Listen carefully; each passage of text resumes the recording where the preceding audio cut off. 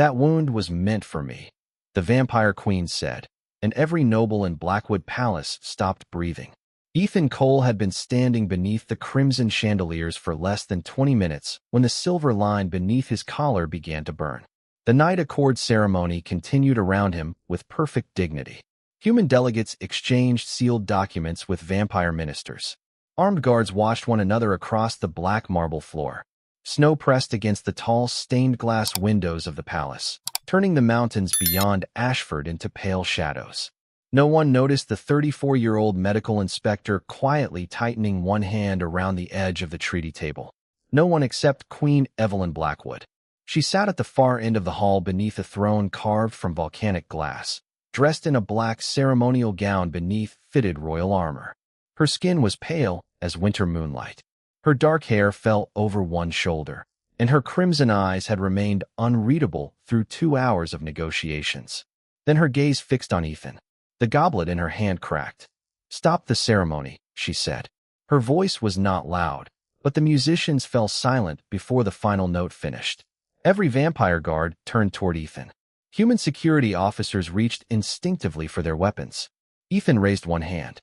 "Nobody needs to make this worse." The first pulse of pain answered him. It moved beneath his ribs like a thin wire being drawn tighter, cold at the center and hot around the edges. He kept his face calm. He had treated soldiers who apologized while losing consciousness and civilians who insisted they were fine because someone else looked worse. He knew exactly how unconvincing he sounded. Evelyn rose from the throne. Shadows moved with her, gathering behind her cloak as if the darkness itself had learned discipline. Chancellor Raymond Cross stepped into her path. He was an elegant vampire with silver hair, a narrow face, and the calm expression of a man who had survived centuries by never appearing surprised. "Your Majesty, the human delegation has not completed its signatures." "The signatures can wait. The accord cannot." Evelyn looked at him once. The Chancellor stopped speaking. She crossed the hall toward Ethan while 200 witnesses watched. Each step carried enough authority to make the nearest nobles lower their heads. But Ethan noticed something no one else did. Her right hand was trembling. Dr. Hannah Brooks, the chief human medical advisor, reached Ethan first. "Sit down. I am standing perfectly well. You are using the table as structural support. That is what tables are for." Hannah ignored him and opened the front of his dark suit jacket. Beneath it, his white shirt had begun to darken around the lower left side. There was no visible blood, only a spreading pattern of silver-black light beneath the fabric, shaped like the points of a broken crown. Evelyn stopped 3 feet away. The color left her face. "Remove the shirt." Ethan glanced at the surrounding diplomats. "I would prefer a medical room. There is no time. Then perhaps fewer witnesses." Evelyn lifted one hand. Every palace door closed at once. Crimson curtains swept across the observation balconies. The black marble walls absorbed the sound of the crowd until the center of the hall felt sealed away from the world. Only Hannah, Evelyn, Chancellor Cross, and Captain Lucas Reed of the human security detail remained inside the silent circle. "Better?"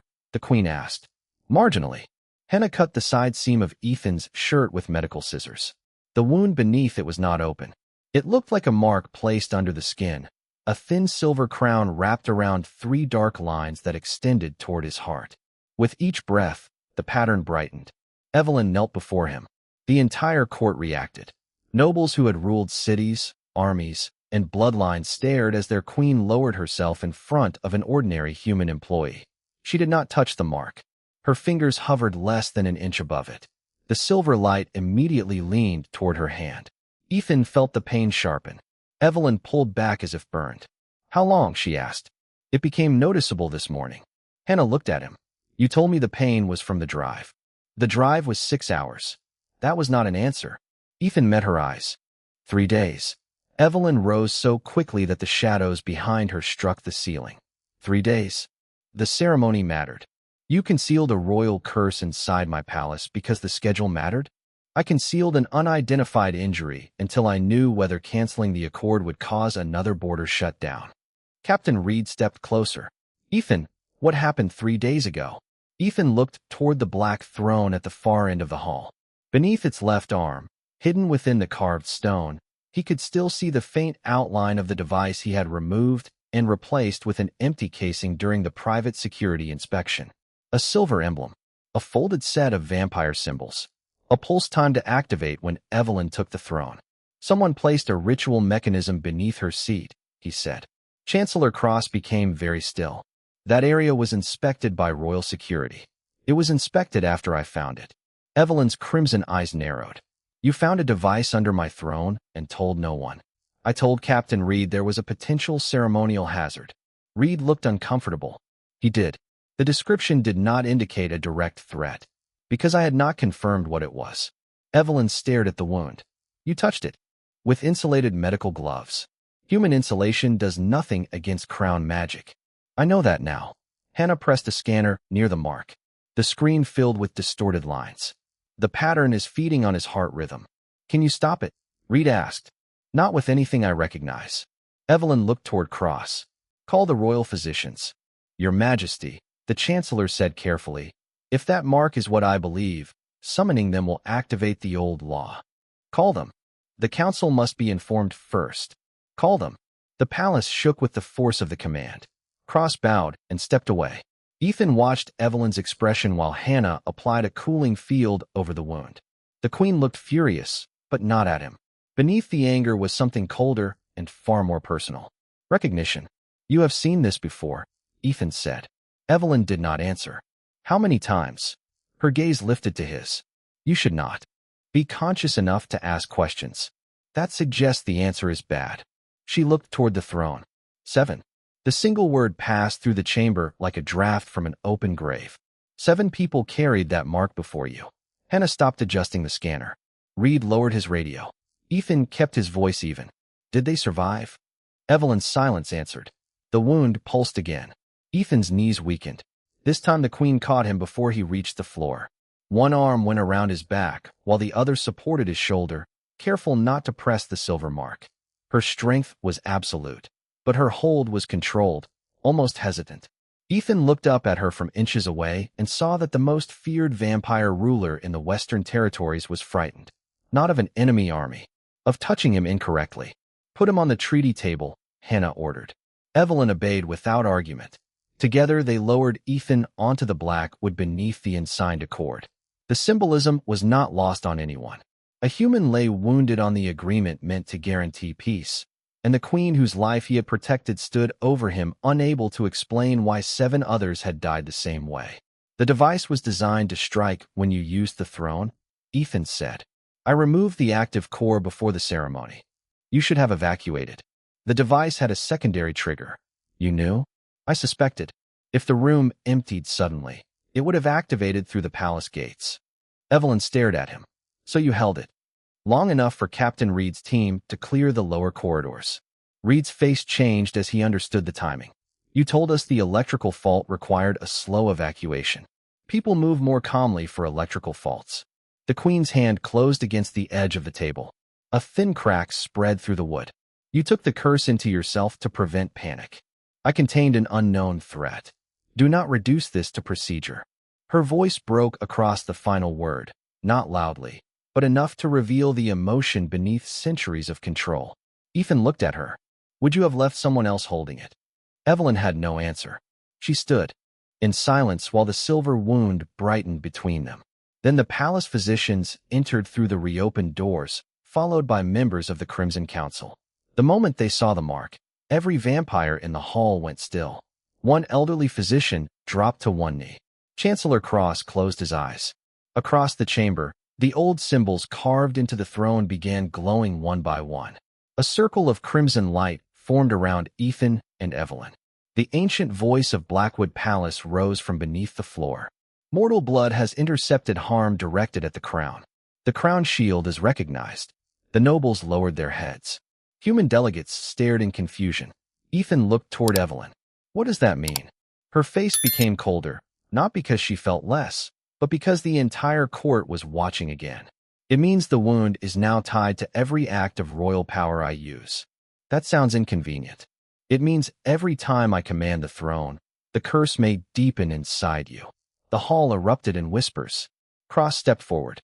Your Majesty, the council must assume protective custody of the human immediately. Ethan saw the reaction in Evelyn before she spoke. The shadows behind her rose higher than the throne. Every guard in the palace lowered his weapon without being ordered. "No," she said. Cross stopped. "The law requires containment. The law requires responsibility." Evelyn turned toward the entire court, then placed one hand beside Ethan's on the treaty table without touching him. Her crimson eyes burned brighter than every chandelier in the hall. "He is hurt because of me," she said. "I will not allow that again." The crown shield circle ignited beneath them. Far below Blackwood Palace, 7 sealed chambers opened at once, and inside each one, a dead protector's name began glowing on the wall. The 7 names did not remain hidden for long. By the time the royal physicians moved Ethan from the treaty hall to a guarded medical chamber in the eastern wing, rumors had already crossed Blackwood Palace faster than any official message. Servants whispered about the mortal marked by the crown. Human delegates demanded updates through secured channels.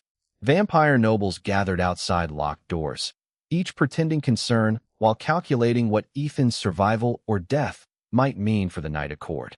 Inside the chamber, none of that mattered to him as much as the fact that Dr. Hannah Brooks had confiscated his shoes. "You are not walking anywhere," she said.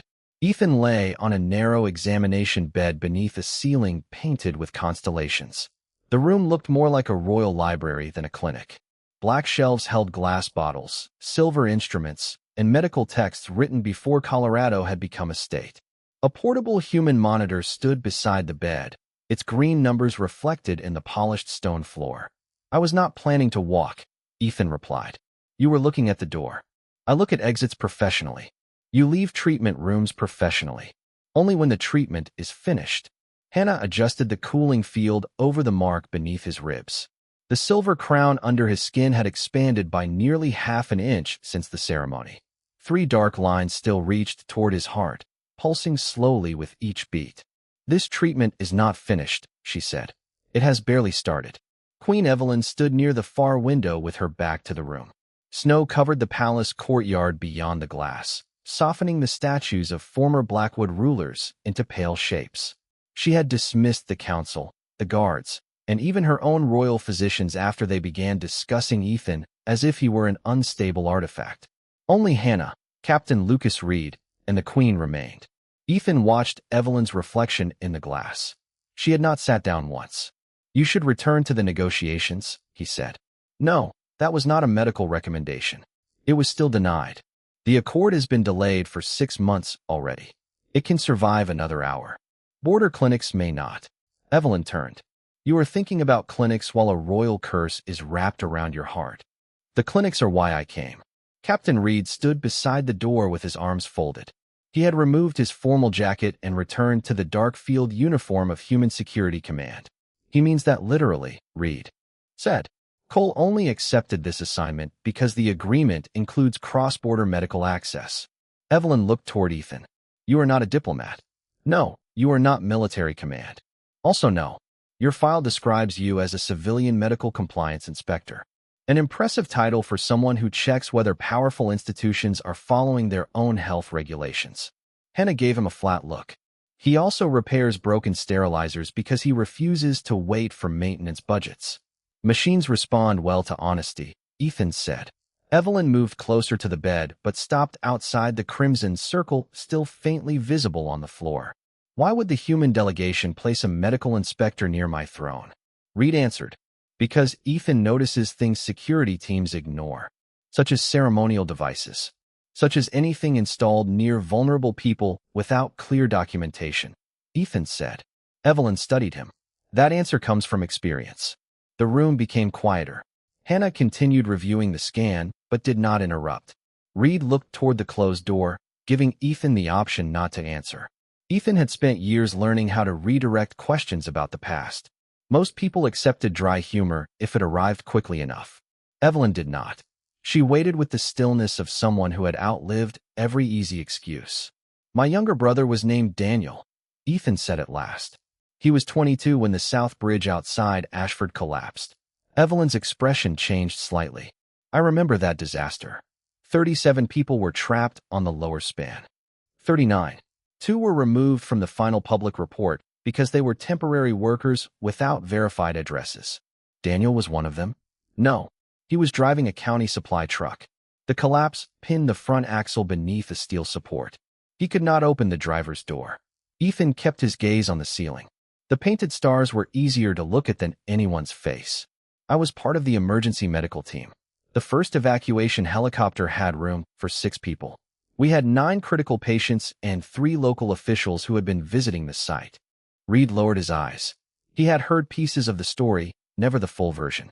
The county emergency director ordered the officials evacuated first. Ethan continued. He said losing senior leadership would damage coordination. Daniel was conscious. He could hear the helicopter. I told him the next one would arrive in 15 minutes. Hannah stopped moving. It arrived 42 minutes later, Ethan said. The weather shifted. The rescue crane lost power. By the time we reached him, he was gone. No one spoke for several seconds. Snow tapped softly against the glass. Evelyn's voice lost its royal distance. You followed the order. Yes. You were not responsible for the helicopter. No. Or the weather. No. Yet you believe you abandoned him. Ethan looked toward her. I believe the people making the decision understood more than I did. They had titles, emergency charts, and a clear explanation for why some lives mattered first. Daniel died while I defended their reasoning to him. What happened afterward? The report praised the operation. The officials held a press conference. The county sent my mother a letter explaining that resource allocation had followed established protocol. His mouth tightened. I framed it for her. Evelyn looked surprised. Why? So she would not have to decide whether to burn it. Hannah adjusted the blanket across his waist. After that, he left the county emergency service and started working medical compliance. Because inspectors can prevent harmful orders? Evelyn asked. Sometimes. And when they cannot, they can make sure the order is written clearly enough that no one hides from it later. The Queen's gaze moved toward the door where the Crimson Council waited beyond several layers of stone. That is why you forced the captain to record the device as a ceremonial hazard rather than announcing an attack. I did not know who placed it. A public accusation without evidence could have closed the border before the lower corridors were evacuated. You protected the accord. I protected the people depending on it, including me. Ethan was silent. Evelyn stepped into the crimson circle. The wound reacted. Immediately, silver light intensified beneath his skin. The monitor beside him changed rhythm. Hannah raised one hand. Stop. Evelyn froze. I did not touch him. You did not need to. Hannah pointed toward the scan. The mark responds to proximity. Evelyn stepped backward. The silver light dimmed. Her face became unreadable again, but Ethan saw the fear return beneath it. How close can she stand? Reed asked. We need controlled testing, Hannah said. Not now. Ethan shifted slightly, and pain tightened beneath his ribs. He concealed the reaction poorly. Evelyn noticed. You have been doing that for 3 days. Doing what? Pretending pain is information no one else needs. It was manageable. You repaired medical equipment this morning. A refrigeration unit at the Ashford Children's Clinic. While carrying a curse. The vaccines inside did not become less temperature sensitive because I was uncomfortable. Hannah turned toward Evelyn. This is his problem. Efficiency, Ethan asked.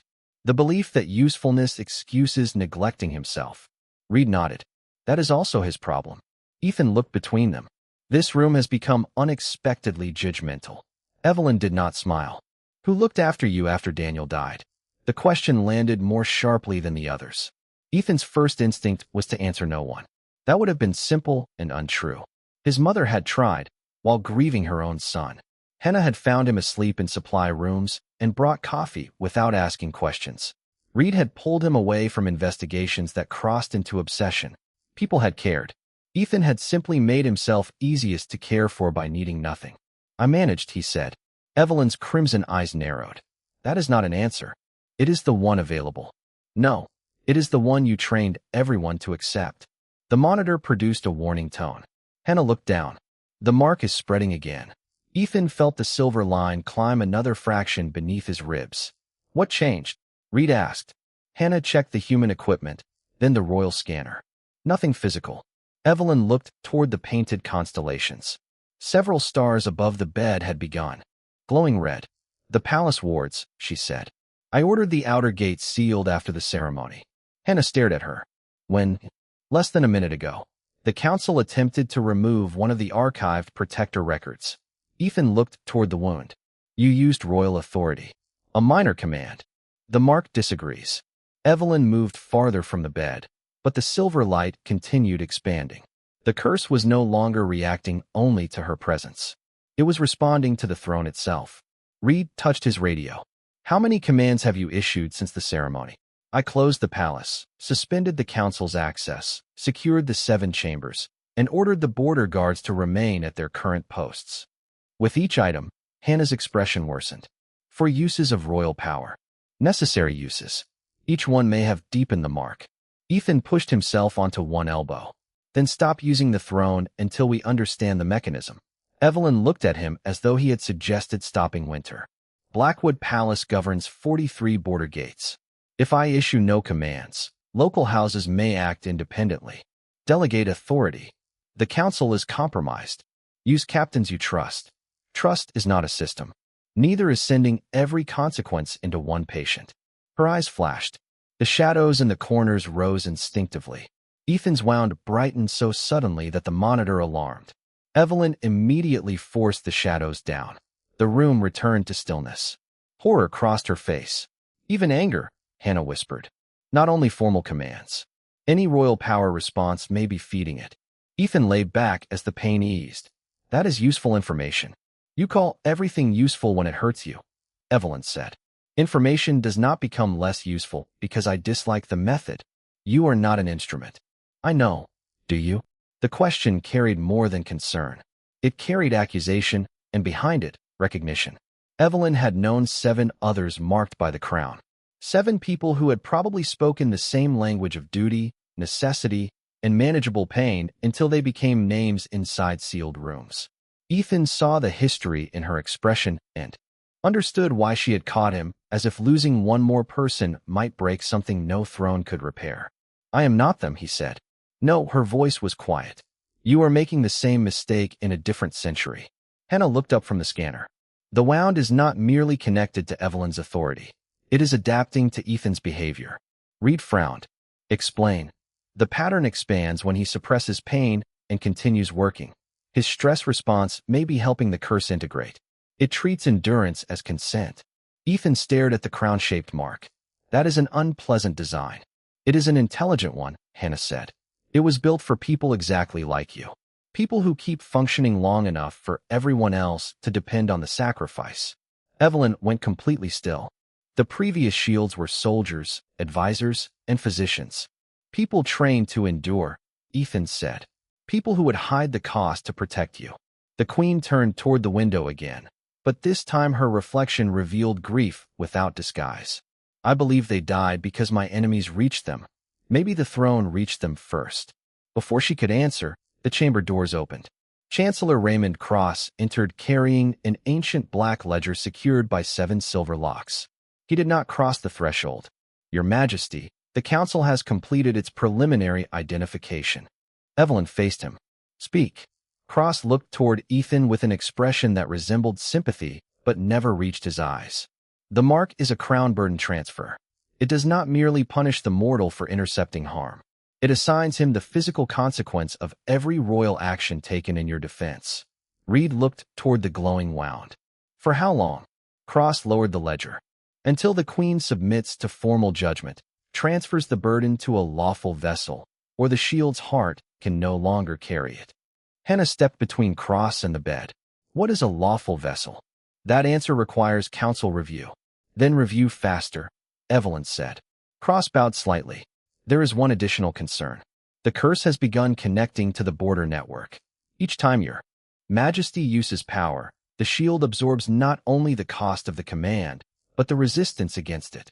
Ethan looked toward the red stars above him, meaning, if any house challenges the queen's order, the conflict may appear in your body as additional strain. Reed's face hardened. Then the entire palace now has a way to hurt him by resisting her. Cross did not deny it. Evelyn's crimson eyes darkened. Seal the council chamber. The command had barely left her lips when Ethan's monitor screamed. The silver crown beneath his ribs spread another inch toward his heart. Evelyn stopped breathing. Cross watched the mark with terrible calm. Hannah reached for emergency medication. Ethan gripped the side of the bed until the pulse passed. Then he looked at the queen. No more commands. They will use that weakness. They already are. I cannot leave the palace unguarded. Then guard it without the throne. Evelyn stared at him. For 400 years, royal power had answered every threat before anyone else could question the cost. Now one wounded human was asking her to govern without the weapon that defined her. Outside the chamber, bells began ringing across Blackwood Palace. One bell for every sealed gate refusing the queen's last order. The wound beneath Ethan's ribs answered each bell with a silver pulse, and Dr. Hannah realized the truth before anyone spoke it aloud. Someone inside the palace was deliberately resisting Evelyn's authority to make the curse grow. The bells rang 13 times before the palace fell silent. Each note came from a different gate beneath Blackwood territory, and each one sent a cold pulse through the silver crown beneath Ethan's ribs.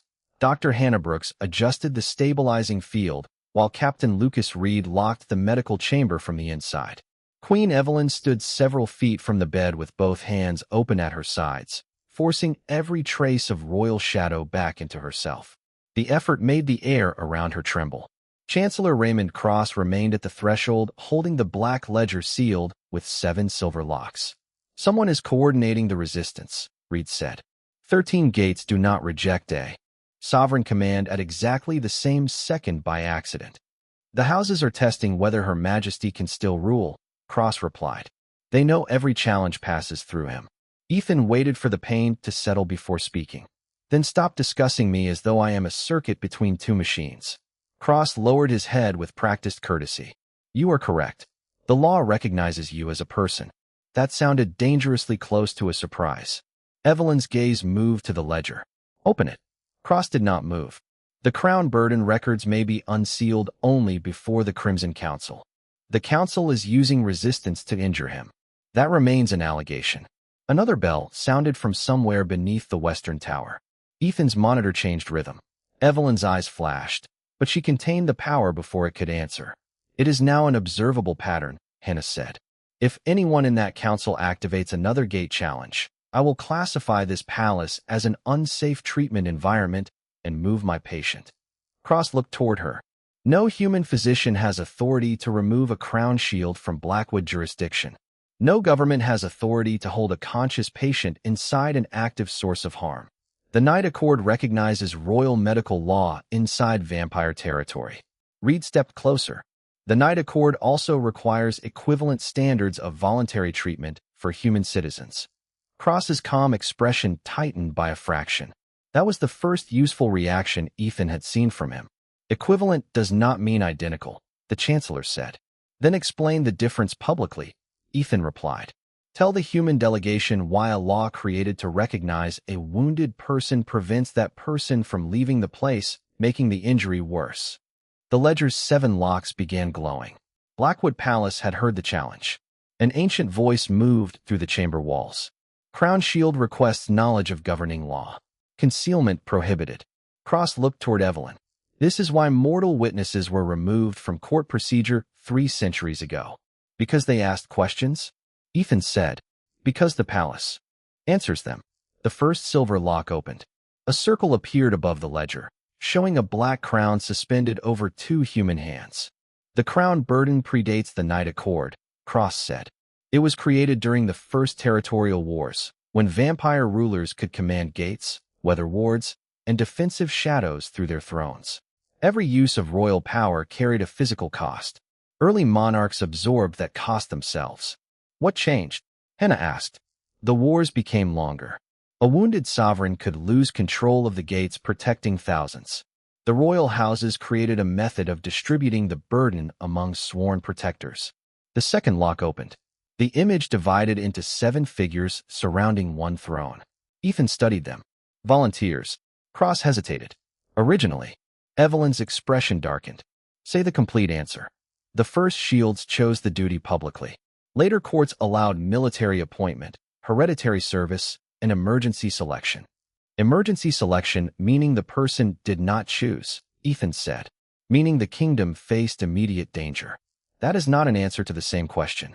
The palace voice spoke again. Distinction verified.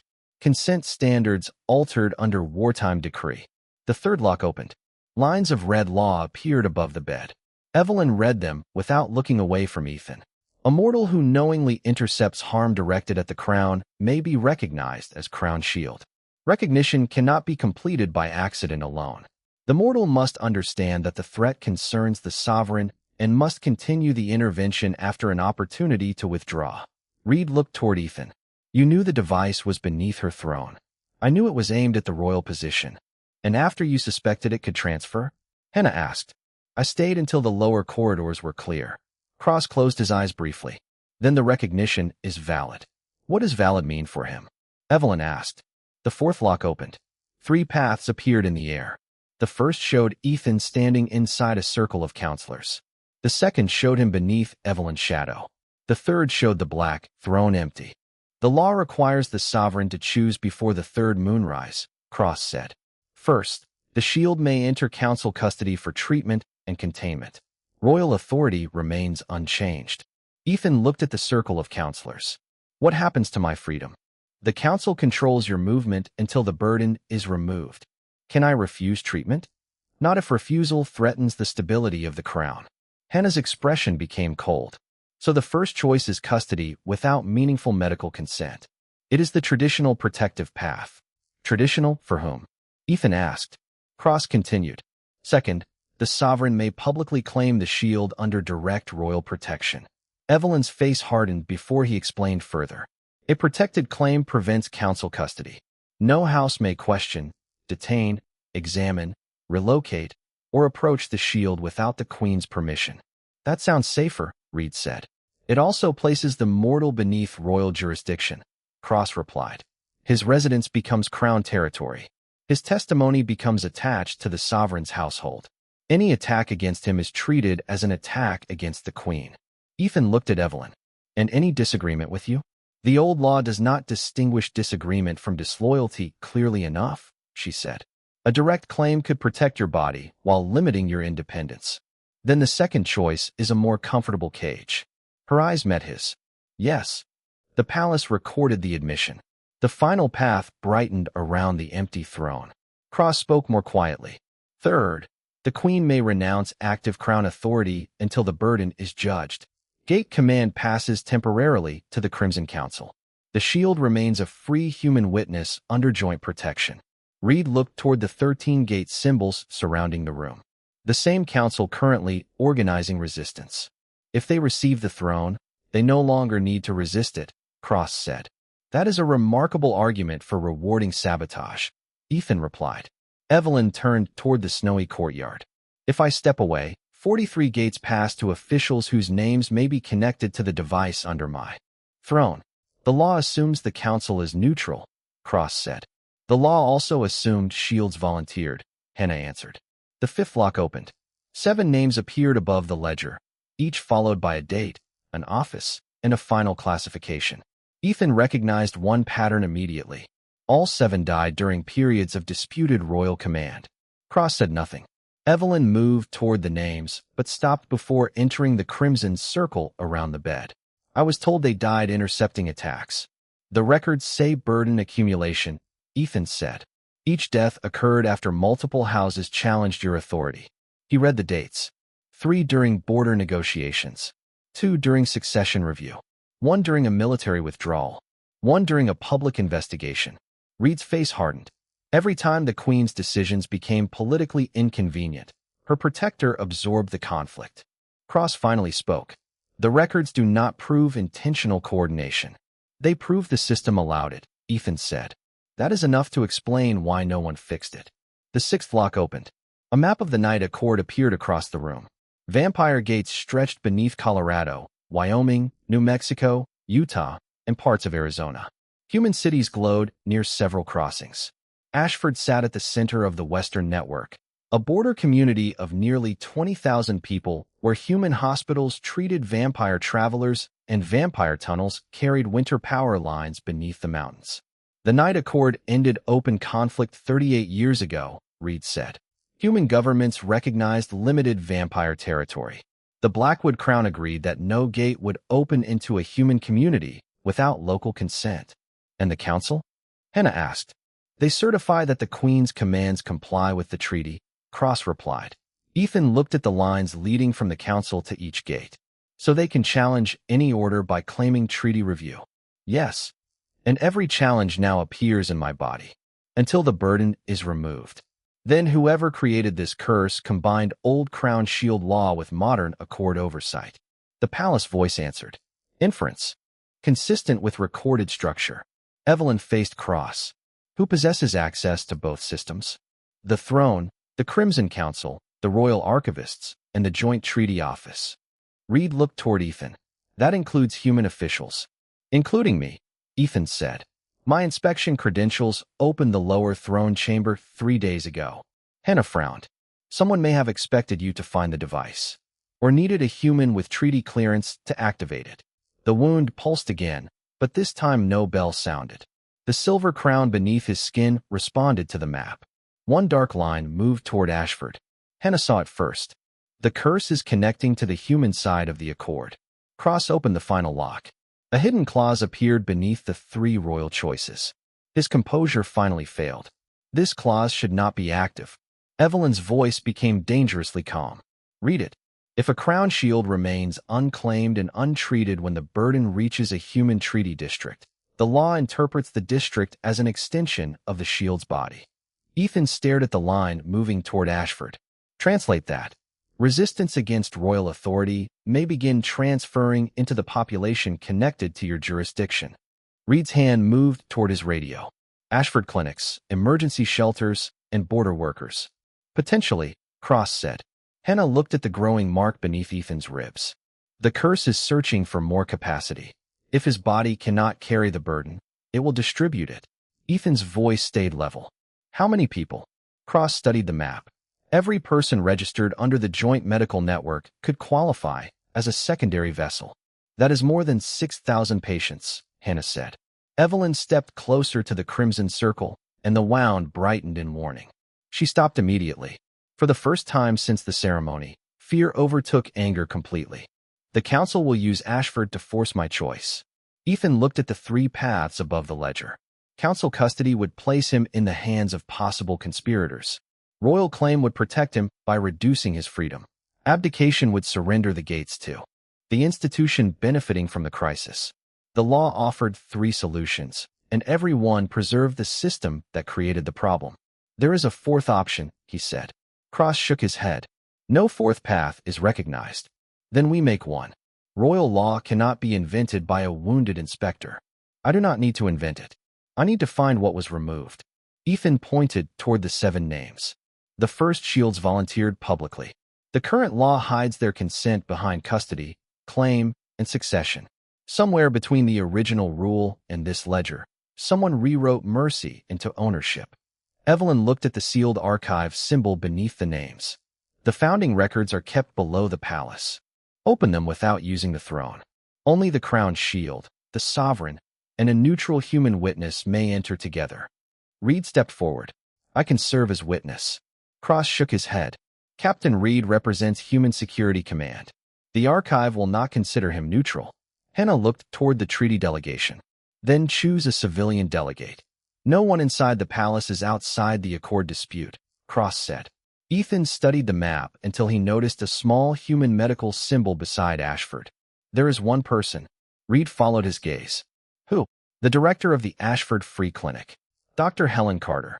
She rejected both human military funding and vampire court sponsorship last year. Hannah nodded slowly. She is independent. Evelyn looked toward Cross. Can the palace summon her without royal command? A crown shield may request a medical witness through the original mercy provision. Then I request Dr. Helen Carter. The room went dark. The 3 official paths vanished. Beneath them, a 4th symbol appeared for the first time in centuries, a human hand opening a locked crown. The palace voice filled every corridor. Mercy provision invoked. Founding law review required. Crown, shield, and independent witness must enter the burden archive before second moonrise. Cross stared at Ethan as though the wounded human had reached beneath 400 years of law and found something the council believed permanently buried. You do not understand what you have opened, he said. Ethan looked toward the 7 dead names glowing above the ledger. No, but I understand why someone wanted it closed. Far beneath Blackwood Palace, a stone door unlocked. Behind it, 7 preserved testimonies began playing at once, and every voice said the same forbidden sentence. The crown shield was never created to die for the Queen. The mercy provision did not wait for Dr. Helen Carter to reach the palace before it began testing Ethan's claim. The crimson circle beneath his bed disappeared, and a narrow line of white light formed across the medical chamber floor, leading toward the sealed elevator at the eastern wall. The palace voice spoke from the stone. Before founding law may be reviewed, the crown shield must establish that intervention continued after knowledge of royal danger. Chancellor Raymond Cross looked almost relieved. The archive requires proof that you knowingly chose the Queen over your own safety. Suspicion is insufficient. Ethan glanced toward the glowing line. How does it determine that? It examines the moment the burden entered you, Evelyn said. Memory given under the mercy provision cannot be altered by the throne, the council, or the witness. Hannah looked at Ethan's monitor. He is in no condition for magical memory examination. The palace will not enter his mind, Cross replied. It will reconstruct the event from the curse itself. That distinction is not comforting. Ethan pushed himself higher against the pillows. Does the review require me to move? The white path brightened in answer. Evelyn looked toward the elevator. The chamber below was built before this wing existed. The path will take us there. Hannah folded her arms. He is not walking.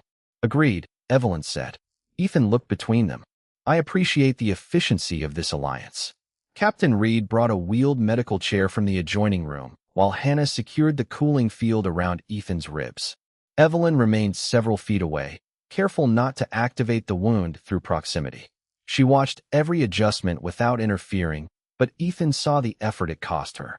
Hey, Queen accustomed to commanding armies had been reduced to measuring distance from one injured man. Dr. Carter will need at least 2 hours to travel from Ashford, Reed said. Road conditions are worsening. The mercy provision will preserve the archive until she arrives, Cross replied. It will not preserve the shield. The wound pulsed beneath Ethan's bandage. Hannah's expression hardened. Then we establish the memory and return him here.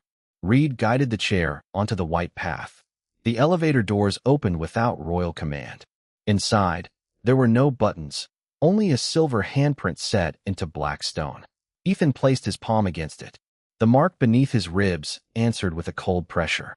Evelyn entered last and stood at the far side of the compartment. Cross remained outside. You are not coming? Reed asked. The founding archive does not recognize council officers until the shield's intention is established. Convenient, Ethan said. The institution being investigated must wait outside. Cross met his gaze. You assume the council is responsible before hearing the record. I assume any institution hiding the record benefits from silence. The doors closed between them. The elevator descended for nearly a minute. No machinery sounded behind the walls. The only movement came from the white line beneath Ethan's chair and the slow rhythm of the silver wound. Evelyn stood with her hands clasped behind her back. When did you first understand the device was meant for me? She asked. Ethan looked toward the descending floor indicator, though it showed no numbers. Before I touched it. Then why did you tell Reed only that it was a ceremonial hazard? Because understanding the target was not the same as understanding the mechanism. You could have warned me privately. You were inside a closed security meeting with Cross and 6 council representatives. You believe one of them placed it. I believed warning the wrong person might activate it early. Evelyn's eyes narrowed. And you decided the safest person to trust was yourself. No, I decided the safest action was a controlled evacuation, while you remained beside the device. Ethan looked at her. We are about to watch the memory. You can save the interrogation. I am not interrogating you. You have the expression. What expression? The one rulers use when they are trying to determine whether concern can be converted into anger. Reed looked toward the wall to hide a reaction. Hannah did not bother. He does this when people are worried about him. Evelyn's voice became colder. I am not worried. The wound flashed once. The palace answered from below. False statement recorded. Silence filled the elevator. Ethan raised an eyebrow. Evelyn looked toward the ceiling with visible dislike. The founding law is unnecessarily intrusive. For once, we agree. The elevator stopped. The doors opened into a circular chamber built from pale stone rather than the black material used throughout the palace. 7 empty arches surrounded a central basin of still water. Above each arch, a human name glowed faintly. The white path ended beside the basin. Place the shield within the witness ring, the palace instructed. Reed pushed Ethan's chair to the center. Hannah remained at his left side. Evelyn stopped outside the ring when a line of silver light blocked her path. The sovereign observes but cannot enter, the voice said. Royal influence prohibited during intention review. Ethan rested one hand over the bandage. What happens next? The water rose without spilling, forming a wide mirror around him. The burden will reveal the first moment of informed choice. Darkness covered the chamber. 3 days earlier appeared in the water. Ethan saw himself walking through the lower throne corridor in a charcoal inspection jacket, carrying a medical equipment scanner and a folder of treaty compliance forms. The reconstruction was exact enough to show the coffee stain on his left sleeve. Captain Reed watched the image. You entered alone. The palace security officer assigned to escort me received an emergency call. From whom? The log said royal maintenance. Evelyn's voice sharpened from beyond the ring. No royal maintenance call was issued that morning. The memory continued. Ethan entered the private throne chamber while workers prepared the hall above for the night accord ceremony. The black throne stood beneath protective coverings. Human technicians inspected air filtration equipment while vampire servants polished ceremonial metal. Ethan checked emergency exits, medical access points, and the placement of silver objects around the room. When his scanner passed beneath the left arm of the throne, the screen displayed a pattern that did not match any registered palace system. The device was no larger than a deck of cards. It had been concealed inside the carved stone, wrapped in thin silver wire and marked with a symbol resembling a broken crown. The memory paused. The archive voice asked, "What did the human know?" Ethan answered aloud. "I knew the object was unauthorized. I knew its placement connected it to whoever occupied the throne. I knew the silver pattern matched extremist devices used to disrupt vampire healing, but the folded symbols were court-made." "Did you know the intended occupant?" "Yes. The seating plan identified Queen Evelyn Blackwood." White light moved around the witness ring. Knowledge of royal target established. The memory resumed. Ethan did not touch the object immediately. He photographed it with an isolated camera, copied the scanner readings, and placed a portable barrier around the throne. Then he contacted Reed through the medical safety channel.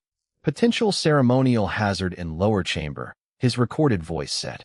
"Begin slow evacuation of non-essential personnel from the eastern corridors. Use electrical inspection protocol. Do not announce a security event." Reed's voice answered from the past. "Threat level. Unknown. Possible silver exposure device. Keep the queen outside the chamber." In the present, Evelyn looked toward Reed. "You did not inform me. Your security office intercepted the message before I could reach you," Reed said. The memory showed the next event. A vampire palace guard entered the lower chamber and told Ethan that the queen had already begun a private throne rehearsal in the hall above.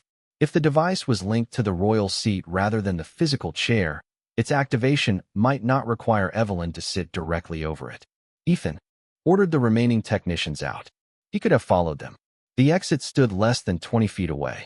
Instead, he knelt beside the throne and placed his insulated medical gloves around the silver casing.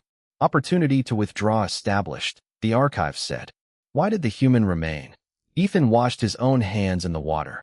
The scanner showed a secondary line running from the device into the palace gate system. If I left it untouched and security locked down the building, the emergency closure could have completed the circuit. What result did you anticipate? Every lower corridor might seal with staff still inside. The device could also reach the Ashford Medical Gate through the treaty network. Did you understand that removing the device might transfer its active burden? Ethan hesitated. In the memory, the scanner displayed a warning in both English and ancient vampire script. Contact may create living conductor. Yes, he said. Evelyn's face changed. You knew? Ethan kept his gaze on the reconstruction. I knew it was possible. And you still placed your hands on it. The lower corridors were not clear. The memory showed Reed's team reporting evacuation progress. 70% complete. 84%. 92%. The device began brightening beneath the throne as royal power moved through the palace above. Ethan could have dropped it at any moment. Instead, he held the casing away from the stone connection and prevented the secondary circuit from closing. The silver light traveled across his gloves and disappeared beneath his jacket. His breathing changed, but his hands remained steady. "You felt the burden enter," Hannah said. "Yes." "Why did you not release it?" "Because the circuit reopened whenever I moved." The evacuation report reached 100%. Ethan disconnected the final silver wire, placed the active core inside an insulated medical container, and replaced it with an empty casing so whoever monitored the device would not immediately know it had been removed. Then he slipped a small broken fragment into the inner pocket of his jacket. The memory froze. Reed stared at the fragment. "You kept evidence." "The container went directly to palace security. I did not know whether it would remain intact." Evelyn looked toward him. "Where is the fragment now?" Hannah reached for the damaged suit jacket folded behind the medical chair. She checked the inner pocket and removed a sealed plastic specimen sleeve. Inside it rested a thin piece of silver-black material marked with half of a Crimson Council seal. Cross had searched Ethan's official equipment after the ceremony, but no one had examined the torn lining of his jacket. Hannah held the fragment toward the light. "You carried this for 3 days?" "It stopped glowing after removal." "That is not the same as safe." "It was separated from the active core." "Again, not the same as safe." The archive water rose around the fragment. Hidden writing appeared across its surface. Evelyn read the symbols first. "Crown response transfer. Shield integration delayed until public royal command." Reed frowned. "Delayed until the ceremony." "Whoever built it wanted Ethan functioning long enough to enter the treaty hall," Evelyn said. "They wanted the wound revealed in public." "Why?" Hannah asked. Ethan looked toward the 7 names above the arches. "To force the old law into action with both governments watching." The archive voice resumed. "Informed choice established. The human knew the threat concerned the sovereign. The human knew contact might transfer harm. The human possessed a safe opportunity to withdraw. The human continued until all others had left the threatened area." A new symbol formed above Ethan's chair, an open hand holding a broken crown. "Mercy intervention verified. Crown shield recognition lawful." Evelyn lowered her gaze. The result gave her no relief. It confirmed that Ethan had not been tricked into the first act. He had chosen it after understanding enough to leave. "You should have told me," she said. "Before the ceremony?" "Immediately." "Would you have canceled the accord?"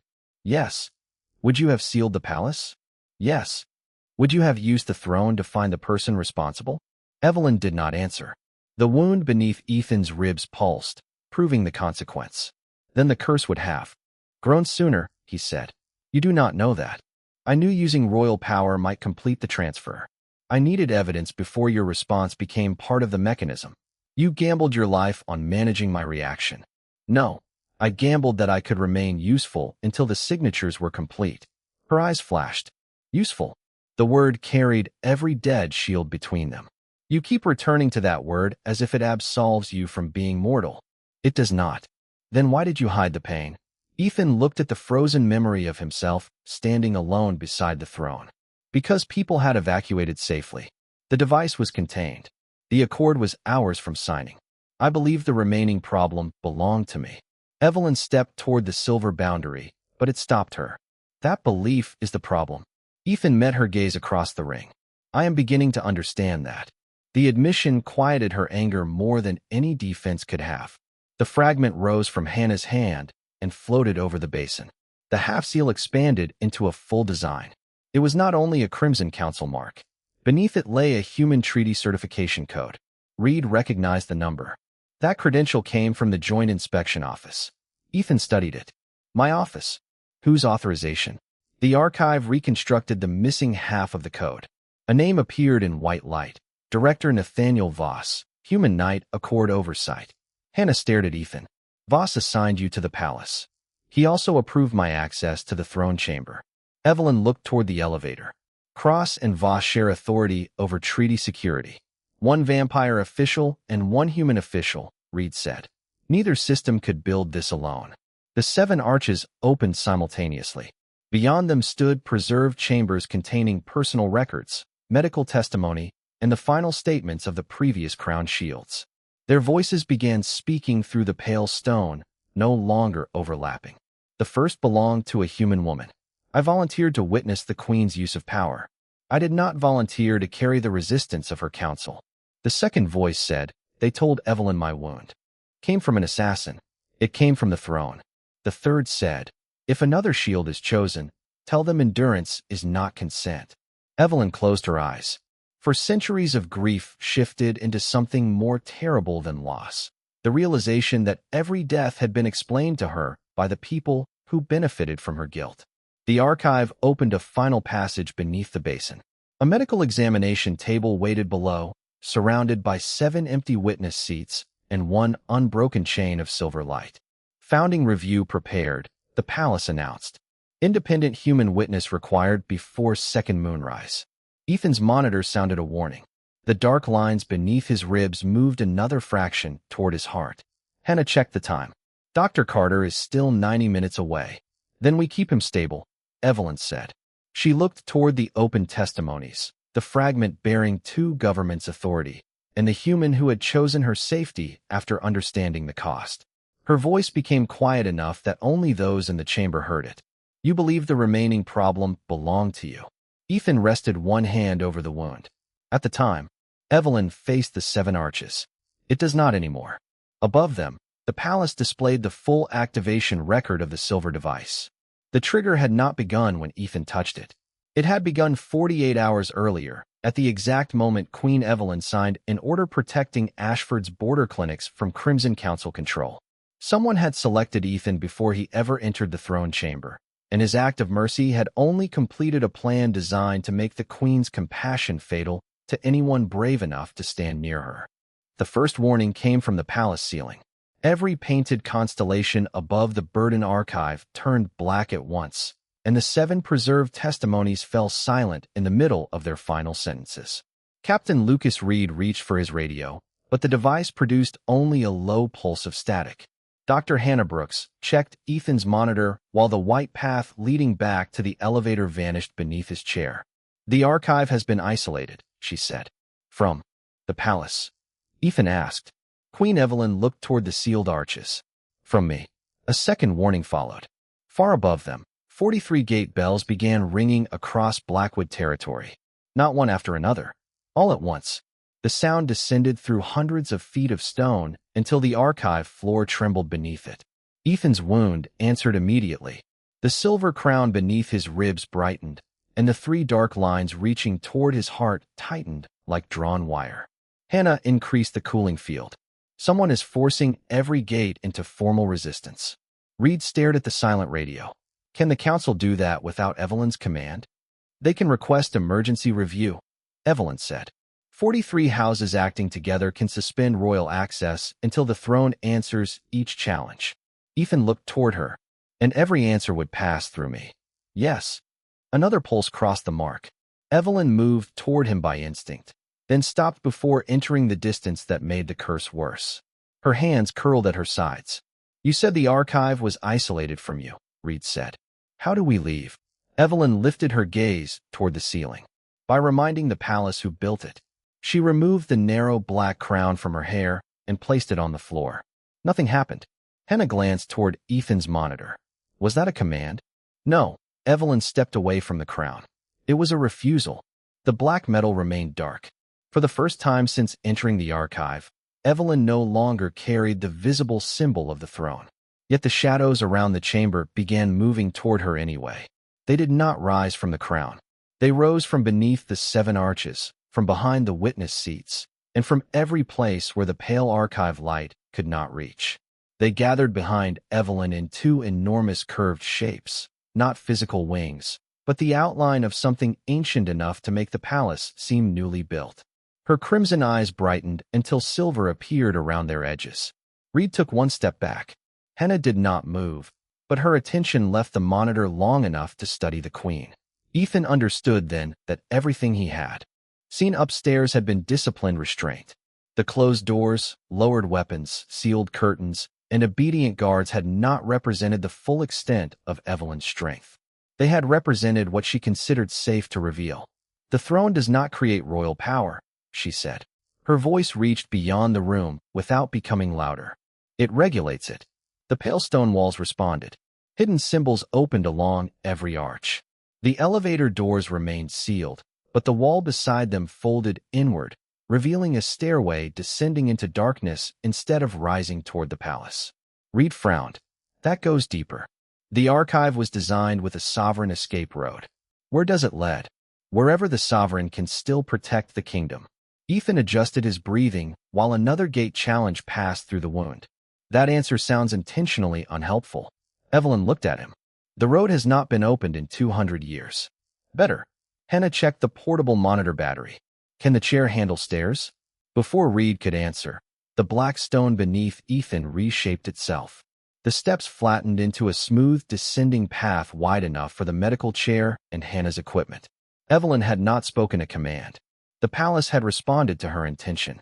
The silver wound beneath Ethan's ribs brightened anyway. He inhaled sharply. Evelyn's expression changed. Personal power affects it too.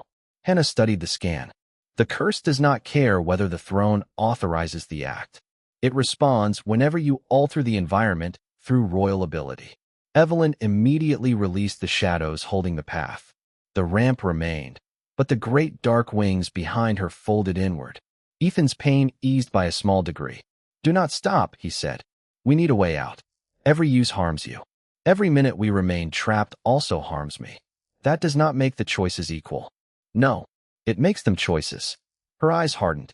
You are asking me to spend your life as a resource. I am asking you to use the least power necessary to move a patient out of an unsafe room. Hannah looked between them. He is correct about the medical priority. Evelyn turned toward her. How much strain can he tolerate? I do not know, and I will not pretend I do. The mark is reacting faster than his other symptoms. We move carefully, monitor continuously, and stop if the lines advance. The Queen faced Ethan again.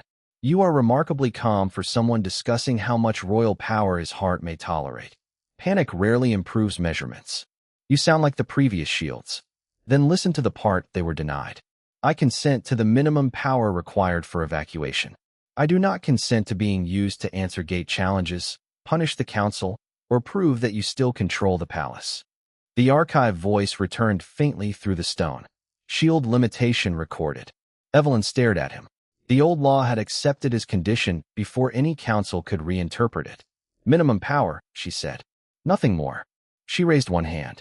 A narrow ribbon of shadow moved beneath the medical chair, not lifting it, only steadying the wheels along the descending road. The wound warmed, but did not expand. Reed took control of the chair while Hannah walked beside Ethan with the portable scanner. Evelyn followed several feet behind, maintaining the distance required by the curse. The hidden passage curved downward for almost a quarter mile. Pale lamps awakened only when the group approached and dimmed after they passed. Carved into the walls were images of Blackwood rulers using shadow to shield bridges, contain wildfires, redirect avalanches, and close gates during ancient invasions. In every carving, ordinary people stood beneath the protection while one human figure remained beside the monarch, carrying a silver mark. Ethan studied them as they moved. The shields were shown as advisors. They were, Evelyn said, before the council turned them into vessels. Why did the rulers allow it? Because distributed suffering was easier to defend than visible royal weakness. Her answer came without excuse. My grandmother accepted the first hereditary shield appointment during a siege. My mother expanded the system during a succession conflict. I inherited a law already described as necessary.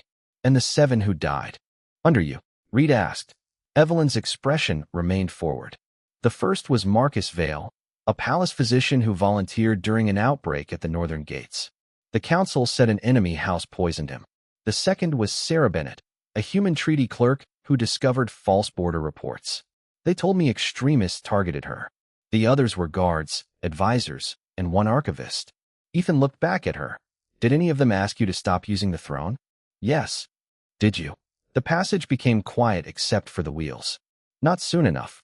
The honesty reached him more deeply than a defense would have. Evelyn did not present herself as another victim of the council. She had been deceived, but people had still died beneath power she continued to use. That is why you keep everyone distant, Ethan said. Distance does not protect them from the throne. It protects me from believing proximity is harmless. The road ended before a wall of black glass. Through it, they could see the palace command hall above. Dozens of Crimson Council members stood beneath suspended maps of the 43 gates.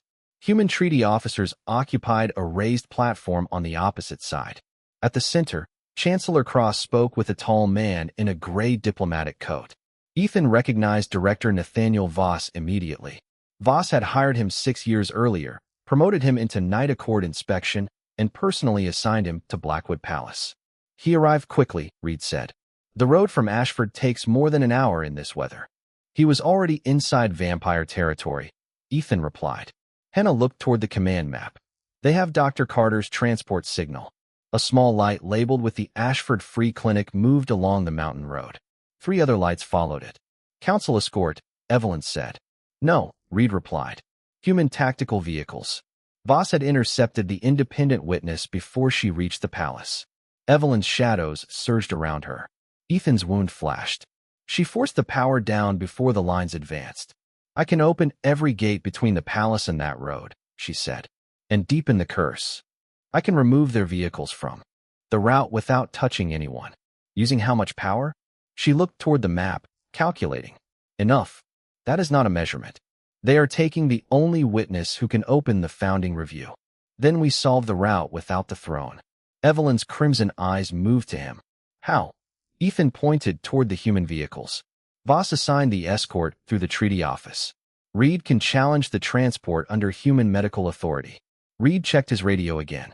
The hidden Sovereign Road had restored a weak signal. I can reach regional command, but Voss outranks every officer on this side of the border. Hannah lifted her medical credential. He does not outrank an independent physician's refusal of transfer. Dr. Carter has to issue that refusal herself. Then call her vehicle directly. Reed adjusted the radio frequency. Static answered, followed by a woman's irritated voice. This is Dr. Helen Carter. Whoever keeps jamming my medical channel is about to receive a written complaint long enough to qualify as winter reading. Ethan almost smiled. Dr. Carter, this is Ethan Cole. I was told you were injured.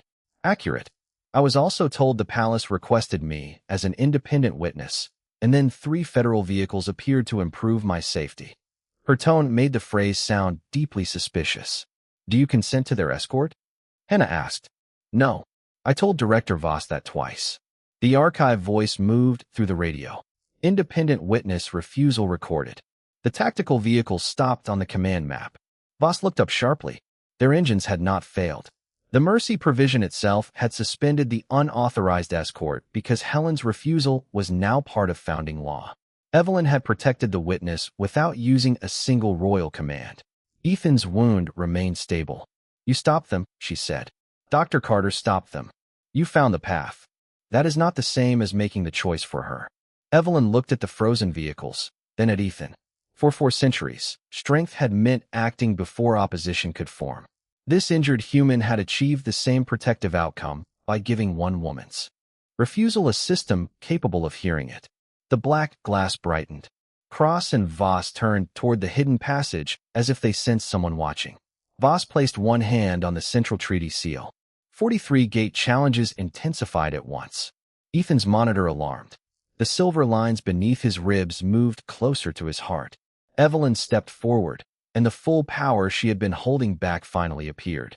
Darkness rose behind her until it covered the entire hidden road. A crown of red light formed above her head, even though the physical crown remained in the archive. Her eyes became twin points of crimson fire. Through the glass, every vampire in the command hall dropped to one knee. Human officers remained standing, but every weapon, radio lock, and secured door disengaged around them. The 43 gate maps froze. Cross's hands lifted away from the controls. Voss's treaty seal went dark. The Queen had not attacked anyone. She had simply removed the machinery through which they could continue causing harm. Ethan's wound brightened with terrible intensity. Hannah called his name. He held the arm of the chair while the pain rose, but he remained conscious. Evelyn, he said. She did not seem to hear him. The power around her continued expanding, reaching toward every gate, every council office, and every hidden resistance order. The palace itself bowed beneath her anger. Evelyn. This time he used no title. Her gaze snapped toward him. The three dark lines were now less than an inch from his heart. The vast shadows stopped. "Enough," he said. "They will resume the moment I release them. Then let the witnesses see them resume. They will hurt you. Yes, I will not allow that. You cannot protect me by becoming the mechanism they designed." The words reached her through the power. One by one, the dark wings folded. The crown of red light faded. The command hall remained visible, its officials shaken but unharmed. Gate controls began returning, but now every challenge order appeared publicly above the maps with the name of the person who issued it. Evelyn had used her final moment of power not to punish the resistance, but to remove its secrecy. Ethan's wound stopped advancing. The Queen stood in the darkened passage, powerful enough to silence every ruler in Blackwood territory and disciplined enough to release them when one human asked her to stop. Yet when she approached the edge of his safe distance, her hand trembled again. "I could have ended this," she said. "You could have controlled it. There is a difference. You continue finding distinctions at inconvenient times. That may be why Voss selected me." Through the command hall glass, Nathaniel Voss looked directly toward the hidden road. His expression carried no surprise now. He knew Ethan was alive. He knew the mercy provision had opened. Then he raised a small silver object identical to the missing core from beneath the throne. Henna stared at the scanner. "He has a second device." Voss pressed it against the treaty seal.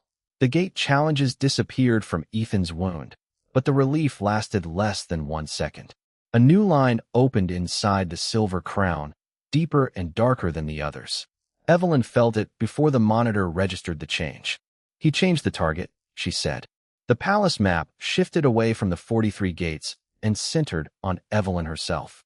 Every protective ward surrounding her body, throne, and bloodline connected directly to Ethan's mark. Voss's voice entered the hidden passage through the treaty network. "Your Majesty, demonstrate your power again, and the human absorbs the cost. Refuse, and every enemy who has waited for centuries will learn that the Queen of Blackwood can no longer defend herself." The command hall doors opened behind him. Delegates, guards, and counselors turned toward Evelyn's location. The trap was complete. Her power could stop an army, but using it would drive the curse into Ethan's heart. Evelyn moved between him and the black glass without calling a single shadow. She stood with no crown, no weapon, and no active throne, facing every person who might exploit her restraint. Ethan looked at the Queen who had just made an entire palace kneel and understood the true reveal of her strength. It was not the darkness obeying her. It was her willingness to remain vulnerable when power demanded someone else pay its price. The command hall watched Queen Evelyn Blackwood stand without power, and for the first time in 4 centuries, no one knew whether to fear her or approach her. Nathaniel Voss held the second silver device against the treaty seal, while Chancellor Raymond Cross remained several feet away, his expression carefully neutral. Human officers shifted behind the glass. Vampire counselors whispered beneath the suspended gate maps. Every person in that room understood the same terrible fact. If Evelyn defended herself through the throne, Ethan would absorb the cost. If she did nothing, every rival house would see an opening. "Your Majesty," Voss said through the network, "return the crown shield to joint medical custody. The treaty office will contain the burden while the council secures the palace." Ethan heard the word contain and saw Evelyn's posture change. "He is not an object," she said. "Then stop treating his life as a private royal matter. You selected him. You have no evidence of that. I found your authorization code on the device. A code can be copied. Then come before the founding archive and explain how." Voss looked toward the black glass separating them. "The archive is compromised by royal influence. I have used less royal influence in the last 5 minutes than you used to threaten 43 gates." The hidden passage recorded every word. Voss's hand tightened around the silver device. "You are refusing lawful transfer. He has not consented to transfer. His consent is medically unreliable while under crown burden." Ethan pushed himself upright despite Hannah's immediate objection. "My consent became unreliable at the exact moment it stopped helping your plan." Voss looked directly toward him. "Ethan, you are injured, under magical stress, and physically connected to the Queen's emotional state. You cannot evaluate the situation independently. Then why did you assign me to inspect her throne?" The command hall became silent. "Because you were qualified. I am still qualified to recognize coercion. Voss lowered his voice. This is not the place for personal anger. You selected the wrong man. If you expected gratitude for professional manipulation. Evelyn turned away from the glass. We are leaving. Hannah checked the scanner. To where? The Western Royal Chamber. Ethan looked toward her. What is in the Western Chamber? No throne connection, no external gate controls, and walls the council cannot cross without my permission. Your permission or my consent? She faced him. Both. That answer arrived too quickly. We do not have time to debate every word. That is usually when words matter most. Evelyn's eyes flashed, but no shadows answered. She had learned to contain even irritation now. The chamber is secure. For whom? For you. Can I leave it? Not while the palace remains hostile. Then it is a cell. It is a protected room. A protected room becomes a cell when the person inside cannot decide to leave. Reed looked toward the command hall, then toward the dark passage behind them. We should move before Voss finds another route. Hannah nodded. Ethan needs stable treatment, but he is correct about the conditions. We established the room as medical shelter, not royal custody. Evelyn's jaw tightened. If he walks into the palace while every faction knows he is my limitation, someone will use him. Ethan looked toward her. You mean someone will hurt me to control you? Yes. And your solution is to control me first. The word struck harder than he intended. Evelyn went still. For one moment, the queen vanished behind the face of a woman who had heard the same accusation from someone she could no longer answer. Do not confuse me with them, she said. Her voice was quiet enough to make Reed step farther away. Ethan did not retreat. Then do not use their logic. Their logic is that your choice does not matter. Mine is that your choice cannot protect you from consequences you do not understand. That is still your decision, replacing mine. You are dying because you refuse to leave a device under my throne. And you are trying to prove that was a mistake by removing every choice I have afterward. Hannah looked between them, but neither was listening to anyone else. Evelyn stepped closer. The wound brightened. She stopped immediately, anger replaced by alarm. Ethan pressed one hand over the bandage. There, she said. That is why I cannot pretend this is a philosophical disagreement. It is not philosophical to the person being locked away. I watched 7 people die because I believed respecting their courage was the same as protecting their freedom. And now you believe protecting freedom means preventing courage. I believe people make terrible decisions when they think sacrifice gives them purpose. Ethan's expression hardened. You think that is what I am doing? I think you have spent 12 years trying to create a different ending for your brother. The words landed with brutal accuracy. Reed lowered his gaze. Hannah stopped touching the scanner controls. Ethan looked at Evelyn as if she had crossed a line no royal law could justify. You do not know enough about Daniel to use his name. I know you obeyed one order and built your entire life around never forgiving yourself. That does not make every choice I make an apology. No, but it makes you easy to predict. Someone is left behind, and you step forward before asking whether you are allowed to survive the rescue. Ethan's voice became colder. And you have spent 4 centuries believing distance is mercy because grief is easier when no one gets close. The palace lights dimmed around them, not from royal command, from the force of Evelyn holding herself still. Ethan saw the wound beneath her composure and knew he had found it. You keep everyone far enough away that losing them can be called political consequence, he continued. Then when someone chooses to stay, you treat the choice as a symptom. Because I know what my presence costs. No. You know what the throne costs. You have decided they are the same thing. She looked at him with crimson eyes that no longer seemed ancient. Only tired. You believe you can separate them. I believe you have never been allowed to try. The second device pulsed against the treaty seal behind the glass. Ethan's monitor changed rhythm. Hannah stepped between them. Whatever else this argument is, it is increasing his stress response. We move now. Medical. Shelter with recorded consent, open communication, and no restriction beyond what he agrees to. Evelyn's gaze remained on Ethan. Will you accept those conditions? Add one more. Name it. No royal order concerning me without my knowledge. Even during emergency? Especially during emergency. If you lose consciousness? Hannah makes medical decisions. Reed handles human security. You may protect the room, but you do not claim my body, testimony, or movement. The words echoed the original mercy law more closely than either realized. The archive voice rose faintly through the passage. Temporary shelter, terms recognized. Evelyn's expression shifted. Accepted. The black glass cracked from the command hall side. Voss had begun opening the hidden road through treaty authority. Evelyn moved behind Ethan's chair instead of summoning Shadow. Reed, push him. Hannah, remain at his left. I will cover the rear without power. You are the queen, Reed said. Not while using the title harms him. They moved into the descending corridor as the glass split. Evelyn closed the inner stone door manually, pressing both hands against ancient iron levers built before the throne had learned to answer thought. She used physical strength rather than magic, and Ethan's wound remained stable. The group traveled almost half a mile through service passages beneath the palace. Evelyn walked behind them in silence. No guards joined.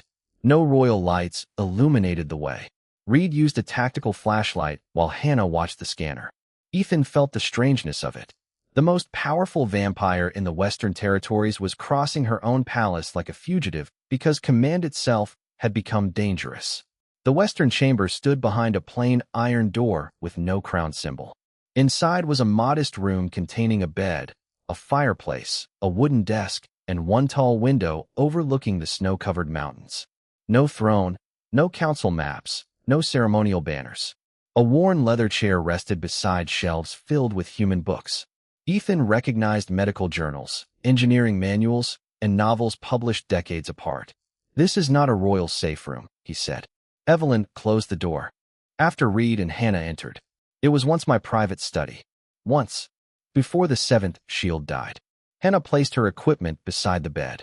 Reed inspected the window and found no visible security system. No locks from the outside, he said. The door opens manually from both sides. Ethan looked toward Evelyn. You changed the conditions before we arrived. I remembered what you said. Hannah helped Ethan transfer from the medical chair to the bed.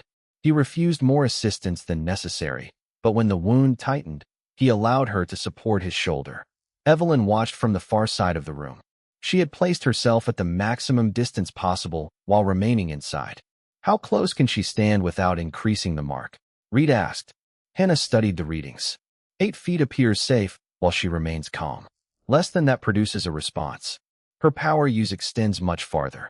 Ethan looked toward the fireplace. The room is cold. The palace heating system is controlled through royal wards, Evelyn said.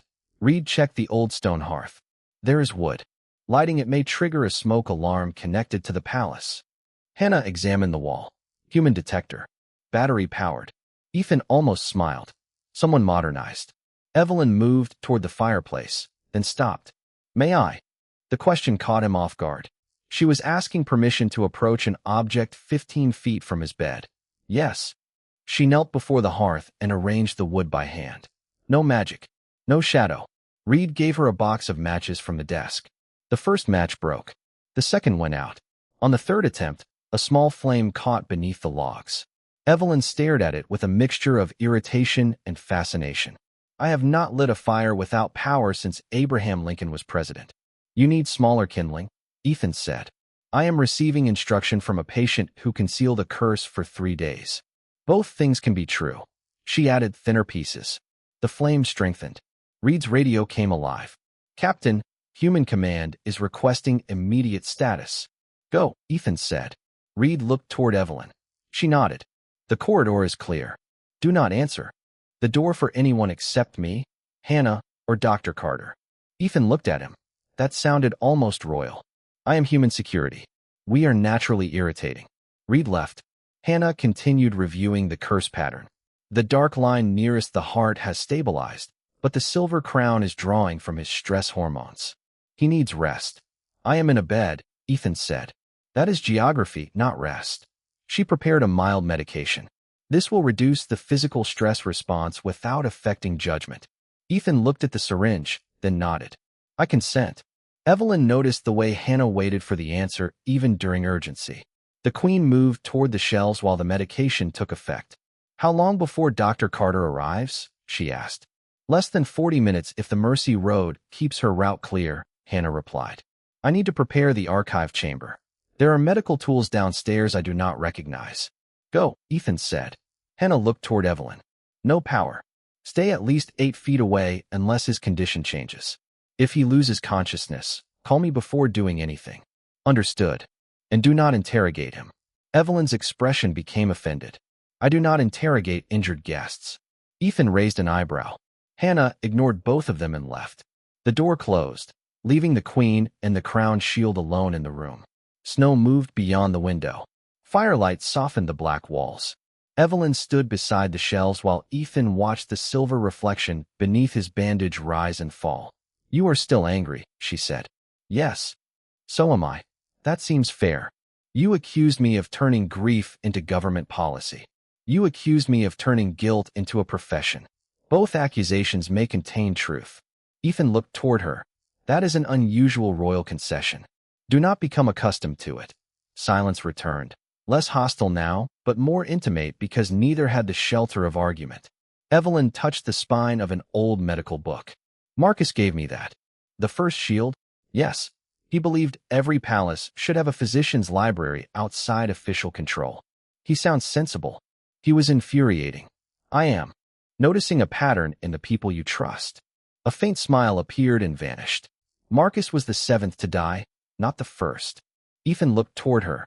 The physician from the northern gates. He was the final shield. The others came before him. She sat in the leather chair, still more than 8 feet away. He discovered that the crown burden was accumulating through council resistance. He asked me to suspend throne use until he could prove it. Did you? Evelyn looked into the fire. For 2 days.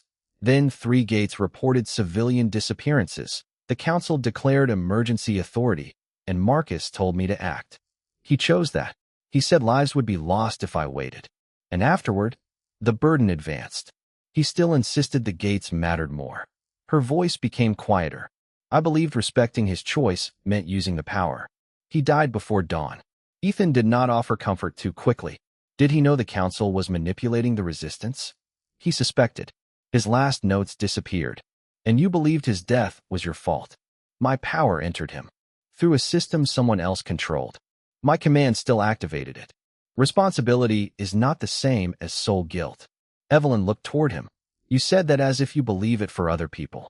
I am better at applying standards outward. So am I. The medication had begun easing the tension in Ethan's shoulders. The wound remained visible beneath the bandage, but the pulse slowed. Evelyn watched the monitor. Hannah said my presence becomes dangerous within 8 feet. Approximately. And you are not afraid of me. I am concerned about the curse. That is not the question. Ethan studied her. You could control this palace before I finished one sentence. Fear would be reasonable. Yet, I watched you release that control when stopping mattered more than winning. Something in her expression shifted. Not trust yet, but the possibility of it. Marcus said the same thing once, she whispered. The wound brightened suddenly. Evelyn rose. What happened? Ethan pressed his hand near the bandage. Not power. Emotion, perhaps. Mine or yours. Both would be inconvenient. She moved 1 step closer, then stopped at the 8-foot boundary. The silver light leaned toward her without deepening. Hannah said proximity worsens it. She also said stress worsens it. I am calmer than I was. You are medicated. Mildly. Evelyn lifted one hand, keeping it suspended in the space between them. When the previous shields were in pain, royal physicians placed my hand over the burden mark. They said my bloodline could steady it. Did it? Temporarily. Later I learned the touch may have strengthened the connection. Ethan looked at her open hand. What happens if you hold it near the wound without touching? I do not know. Then we test carefully. Her hand lowered. No, why?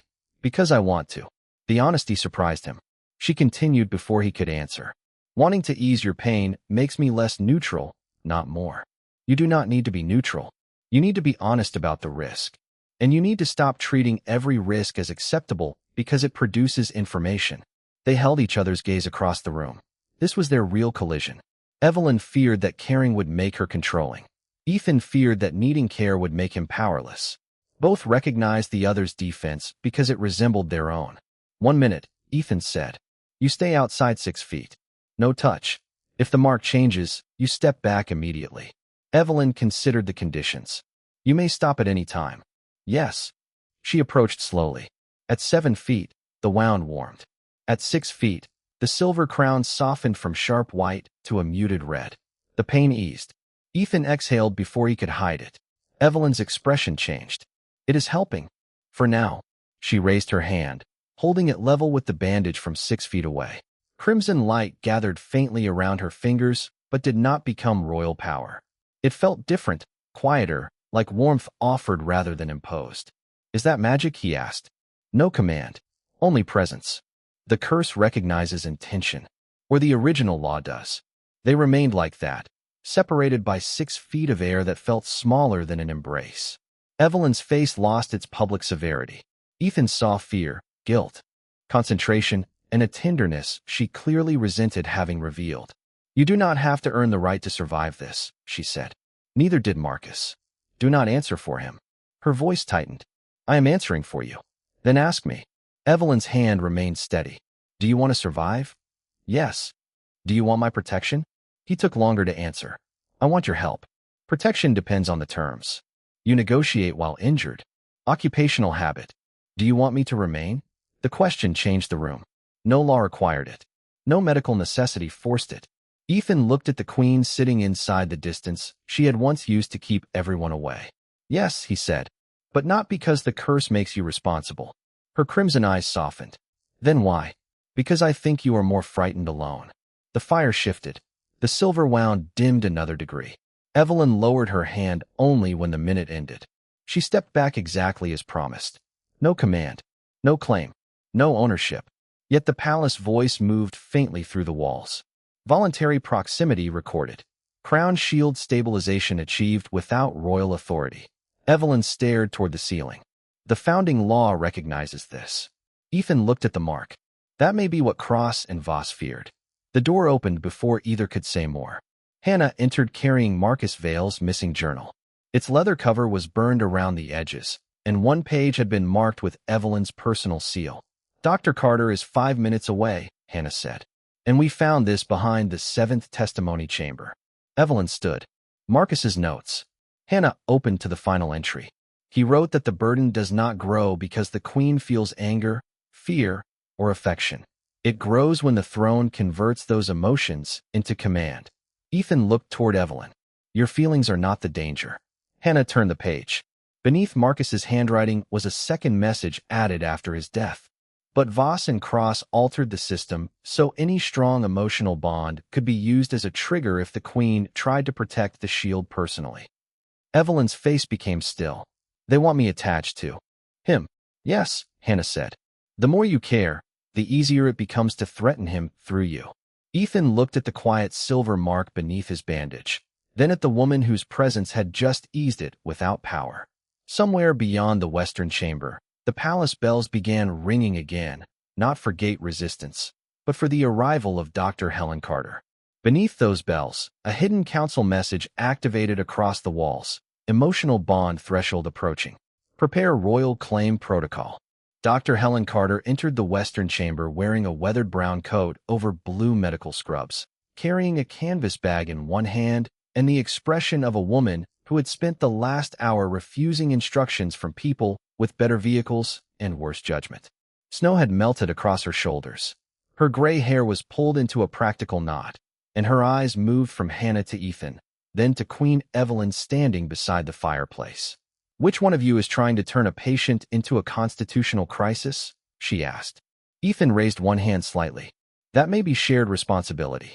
Helen set her bag beside the bed. Good. Shared responsibility is the first useful phrase I have heard since 3 federal vehicles attempted to escort me against my will. Captain Reed closed the door behind her. Director Voss has suspended your travel clearance. He may frame the suspension and hang it in his office. Helen removed a stethoscope and looked toward Evelyn. Your Majesty, I was summoned as an independent medical witness. That means I do not work for your court, your council, the United States government, or whatever ancient object is speaking through the walls. Understood, Evelyn said. Helen glanced toward the ceiling. Did the palace understand? The archive voice answered faintly. Independent witness recognized. Wonderful. The building is already more cooperative than Washington. She approached Ethan and waited until he nodded before examining the silver mark beneath his ribs. Hannah summarized the changes in his condition, including the way Evelyn's presence had eased the pain without activating royal power. Helen listened without interrupting. When Hannah finished, she opened Marcus Vale's journal and read the final entries twice. "This is not a simple burden transfer," Helen said. "It is a consent system that has been deliberately redirected." "We know the council changed the original law," Reed replied. "We do not know the full consequence." "Then we stop guessing and open the archive." Ethan swung his legs toward the edge of the bed. Hannah immediately objected. "He needs transport.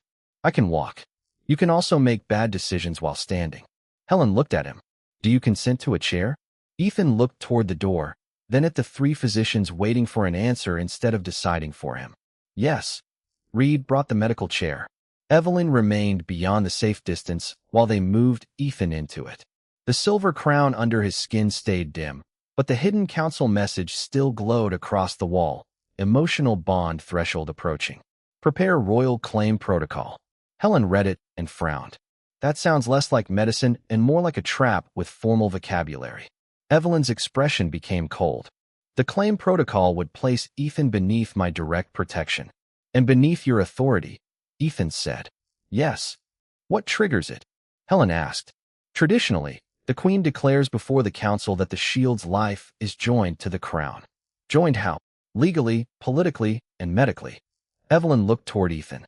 "In older centuries, it could also create a formal betrothal if the shield was unmarried and the council judged the emotional bond strong enough." Reed stared at her. "You are saying this curse can force a marriage claim?" "Not a marriage," Evelyn said. "A royal pre-bond that gives the court power to demand one." Ethan gave her a tired look. "That distinction is not improving the situation." "I know." Helen closed Marcus's journal. "Then we need the original law before anyone reaches this so-called threshold." The Mercy Road opened beneath the western chamber. The fireplace shifted aside, revealing a descending passage lit by pale silver lamps. No royal command had been spoken. The archive recognized the independent witness and prepared the way. Reed guided Ethan's chair down the ramp while Hannah and Helen walked beside him. Evelyn followed at the measured distance the curse allowed. The passage returned them to the Burden Archive, where 7 arches now stood fully open. Each chamber contained records left by a previous crown shield: journals, medical instruments, letters, and sealed testimony crystals. At the center, the basin of still water had transformed into a circular table marked with 3 symbols: crown, shield, and open hand. Helen placed her palm on the open hand. "Dr. Helen Carter, citizen physician, no royal oath, no federal command, no financial contract with either government." The symbol illuminated. Evelyn placed her hand above the crown without touching the stone. "Evelyn Blackwood, sovereign by current law, subject to founding review." Ethan placed his hand on the shield. The silver mark beneath his ribs answered with a muted pulse. "Ethan Cole, human witness, patient, and unwilling constitutional experiment." The archive voice moved through the chamber. "Identity accepted. Founding burden law restored." The black ledger appeared above the table, but this time its text reversed. New words emerged beneath the law's cross had presented. "The crown shield was not created to absorb royal injury," Helen read.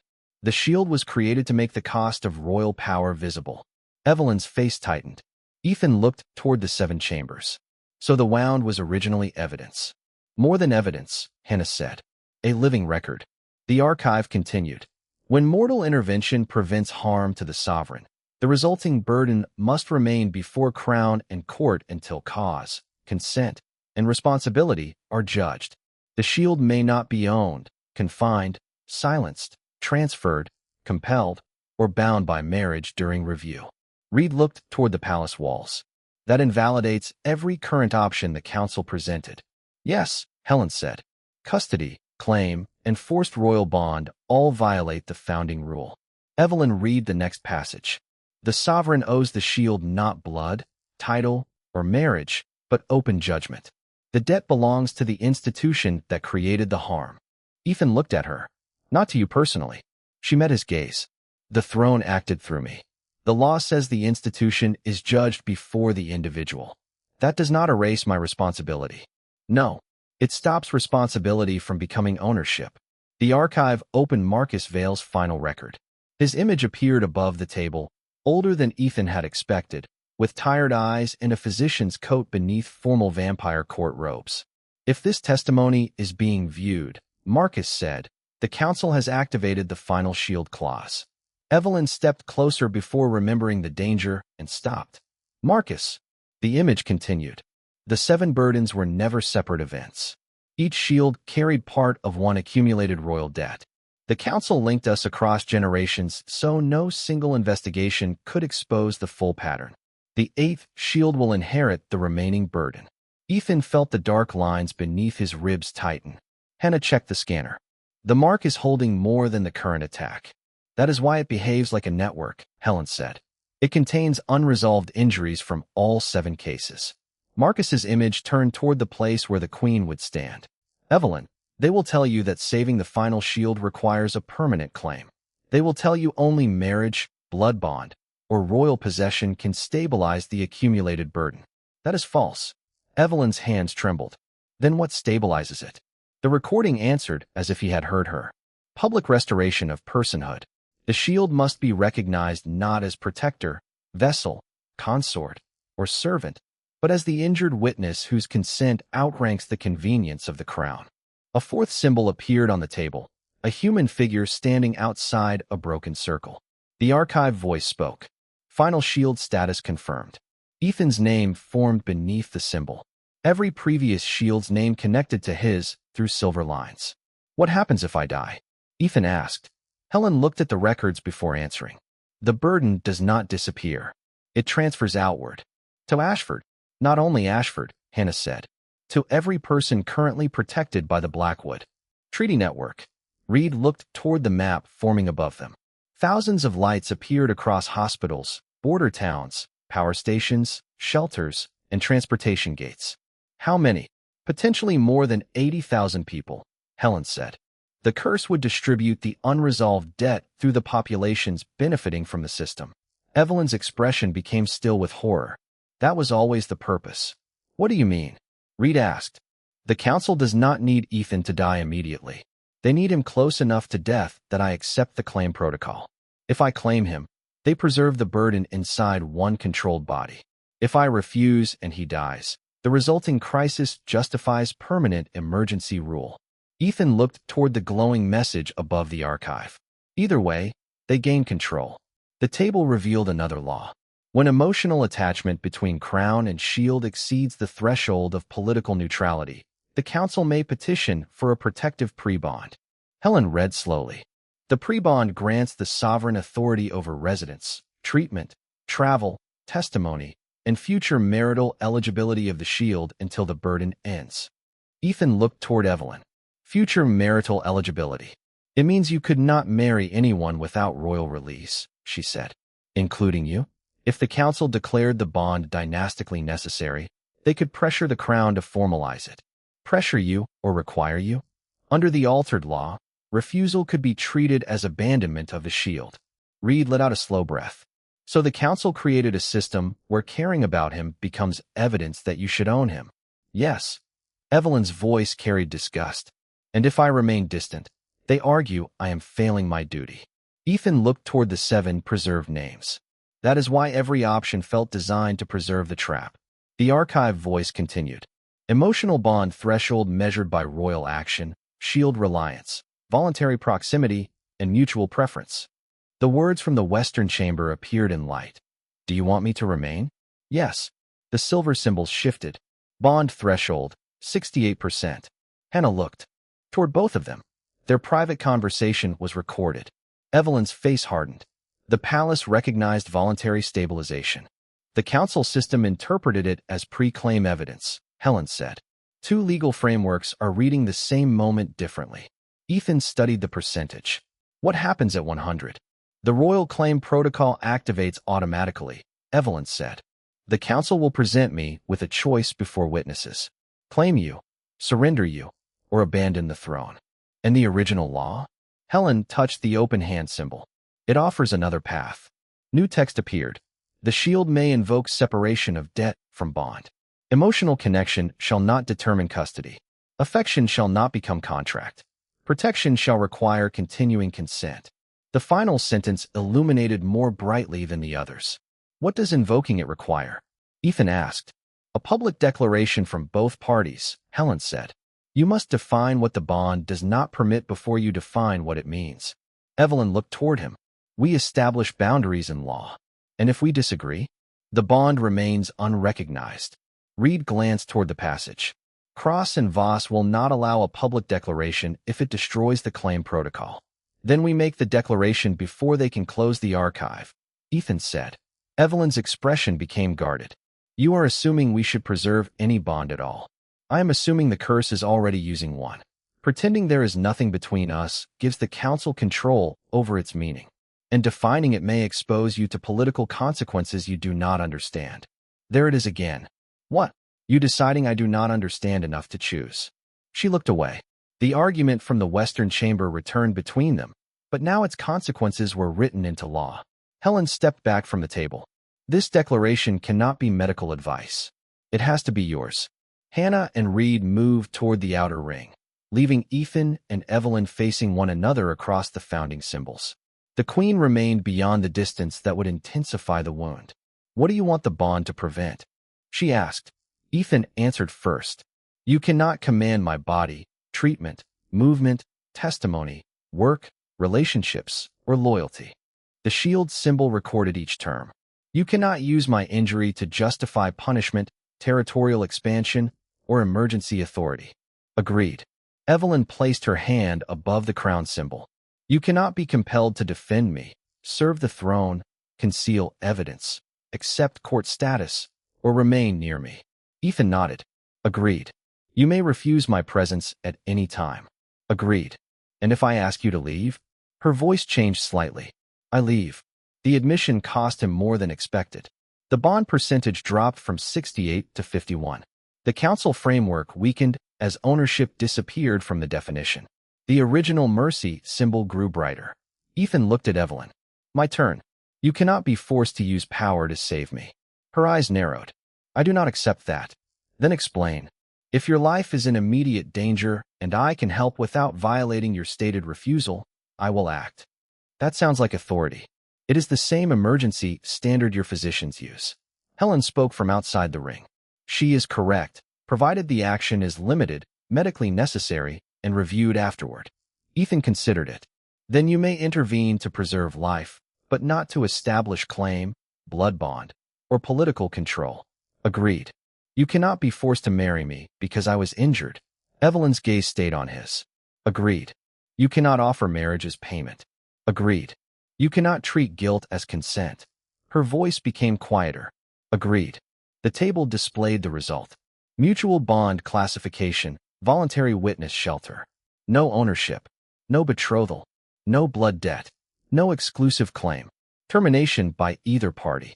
Continuation requires both. The council percentage fell to 12. The silver crown beneath Ethan's ribs eased for the first time since the ceremony. He exhaled slowly.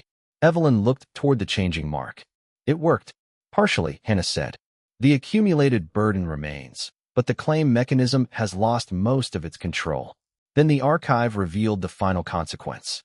Beneath the voluntary shelter terms appeared a dormant line of royal succession law. Should the bond continue after judgment? And should both parties freely choose courtship for one full human year without council claim, throne debt, medical dependence, or emergency pressure, the crown shield may become eligible to establish an independent royal house with the sovereign. Reed stared at the words. That is where the marriage consequence comes from. Helen shook her head. Not forced marriage. Delayed eligibility protected by freedom. Evelyn read the house name recorded in the original law. House of the Open Hand. Ethan looked at her. That sounds politically dangerous. It would place the human witness beside the crown without placing him beneath it, which means the council buried it. Yes.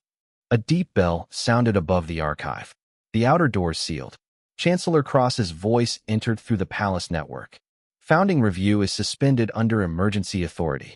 Queen Evelyn Blackwood and Ethan Cole have created an unauthorized sovereign bond with potential succession consequences. The crown shield is to be transferred immediately. Reed moved toward the passage. Hannah prepared the medical chair. Helen closed the founding ledger and placed it inside her canvas bag. Can he do that? Ethan asked. Evelyn looked toward the sealed door. Not lawfully. Will that stop him? No, the archive map appeared above them. Human officers surrounded the western chamber. Council guards occupied the Mercy Road. At the center of the command hall, Nathaniel Voss activated the second device. The bond threshold began rising again, not from emotion this time, but from manufactured court records. 12 became 30. 30 became 50. Evelyn stared at the false readings. They are creating evidence of dependency. Can the founding declaration block it? Hannah asked. Only if delivered before a public tribunal, Helen said. Otherwise, the altered system controls the palace. The percentage reached 75. Ethan's wound brightened. Cross spoke again. At 100%, the royal claim will activate whether the queen declares it or not. Evelyn moved beside Ethan's chair, stopping exactly at the safe distance. Then we reach the tribunal before they finish. The Mercy Road is occupied, Reed said. The queen looked toward the 7 open testimony chambers. Her crimson eyes sharpened, not with royal power, but with decision. The previous shields built another road. The 7 silver lines connecting their names to Ethan lifted from the walls and formed a passage beneath the archive. It did not answer the throne. It answered the injured witnesses. As the false bond threshold reached 82%, the names of 7 dead protectors illuminated the path ahead, guiding the queen and the final shield toward the one place where the council would have to hear the truth in public. The road built by 7 dead witnesses did not lead to the public tribunal through any corridor marked on the palace plans. It carried Ethan, Evelyn, Hannah, Helen, and Captain Reed beneath the council chambers, across a bridge of pale stone, and upward through the foundation of the hall of a court itself. Above them, the false bond threshold continued rising. 82% became 86.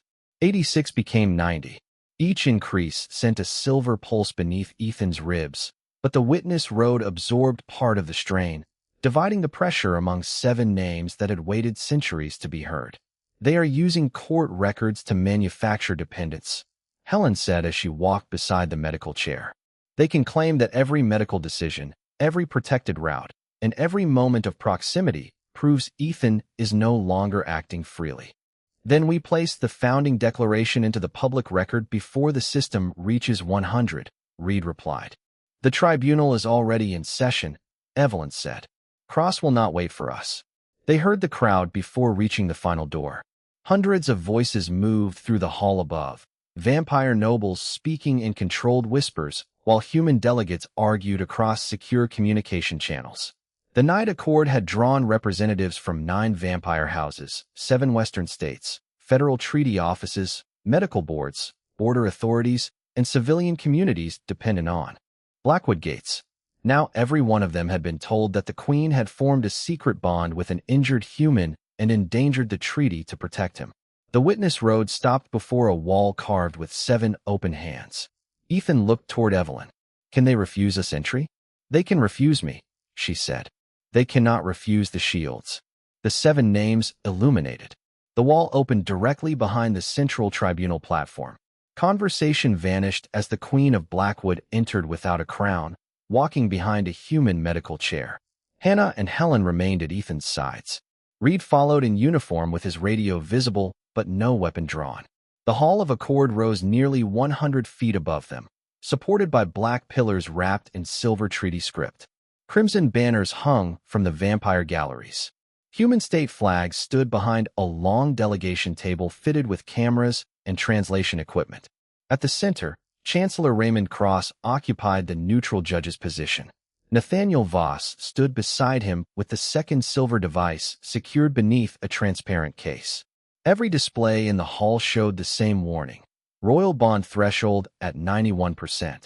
This tribunal was sealed, Cross said. Not against the founding witnesses, Helen replied. She placed the restored ledger on the evidence table. A murmur moved through the vampire galleries when they recognized it. Voss looked toward Ethan with the disappointed expression of a supervisor whose employee had failed to remain manageable. Ethan, you should be under medical sedation. Dr. Carter and Dr. Brooks disagree. You are not capable of independent judgment while your condition is linked to the Queen. Helen lifted her chin. I am the independent physician authorized by the mercy provision. His judgment is intact. Voss turned toward the human representatives. Dr. Carter operates a privately funded clinic with known vampire patients. Her neutrality is questionable. My clinic treats whoever comes through the door, Helen said. That is not divided loyalty. That is medicine. Cross struck the stone table once. The sound spread through the hall without magic. The issue before this tribunal is not medical philosophy. Queen Evelyn has interfered with council custody, concealed the crown shield, opened restricted archives, and formed a bond with possible succession consequences while the Night Accord remains under emergency review. Evelyn stood beside Ethan, careful to remain outside the distance that strengthened the curse. The archive proves council custody violates founding law. The archive record has not been authenticated, Cross replied. You authenticated it when you sealed it, Ethan said. Cross looked toward him. You are present only as the subject of review. The founding law says injured witness. Current court procedure says subject. That difference appears to be the problem. Several human delegates exchanged glances. In the vampire galleries, one noblewoman rose. Lady Victoria Ashbourne represented the Northern Mountain clans, a house that controlled 6 winter gates and thousands of miles of underground supply roads. Your Majesty, whether the archive is genuine or not, the political reality remains. Every gate challenge now harms this human.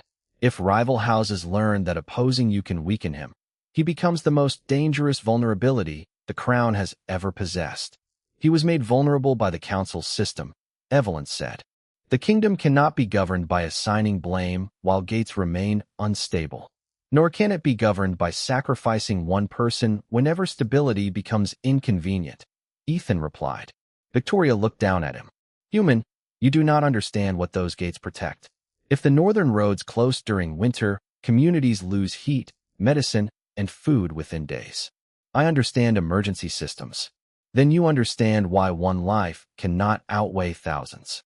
Ethan held her gaze. I understand why powerful people prefer that sentence when the one life belongs to someone else. The hall reacted sharply. Cross raised a hand for silence. On the human side, a federal representative named Deputy Secretary Alan Pierce activated his microphone. The United States delegation requests immediate repatriation of Ethan Cole. He is an American citizen injured during a foreign state function. Blackwood Palace has no lawful basis to retain him. Reed stepped forward.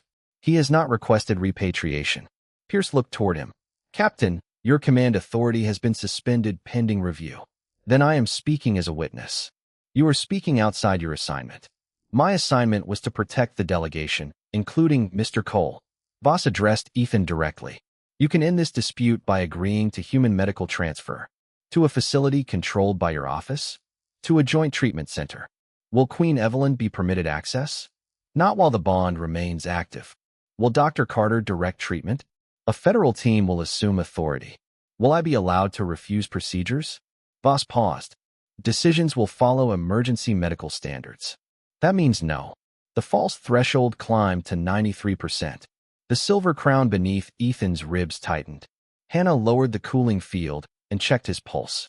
Evelyn watched without moving closer. Every noble in the room noticed the restraint. Some interpreted it as discipline. Others saw weakness.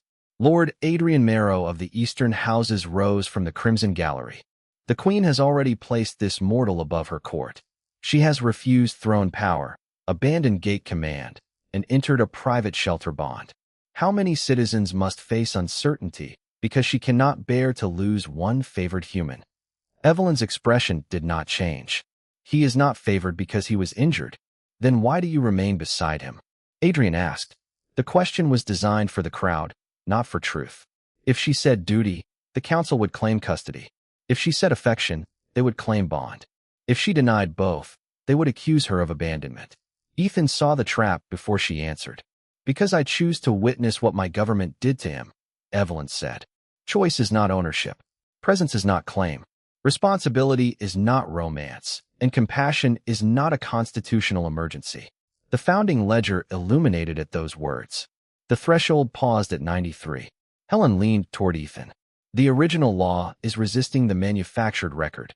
Voss saw it too. He touched a control beside the silver device. Screens across the hall changed. Images appeared from palace security records. Evelyn kneeling beside Ethan in the treaty hall.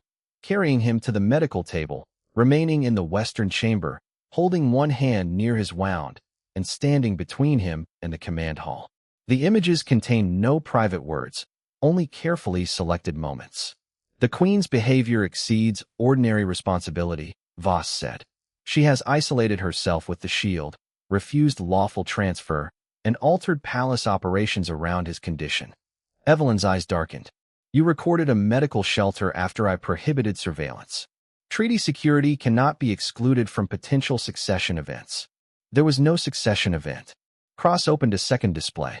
The founding archive identified possible eligibility for House of the Open Hand. The hall erupted. Vampire nobles stood. Human delegates demanded clarification.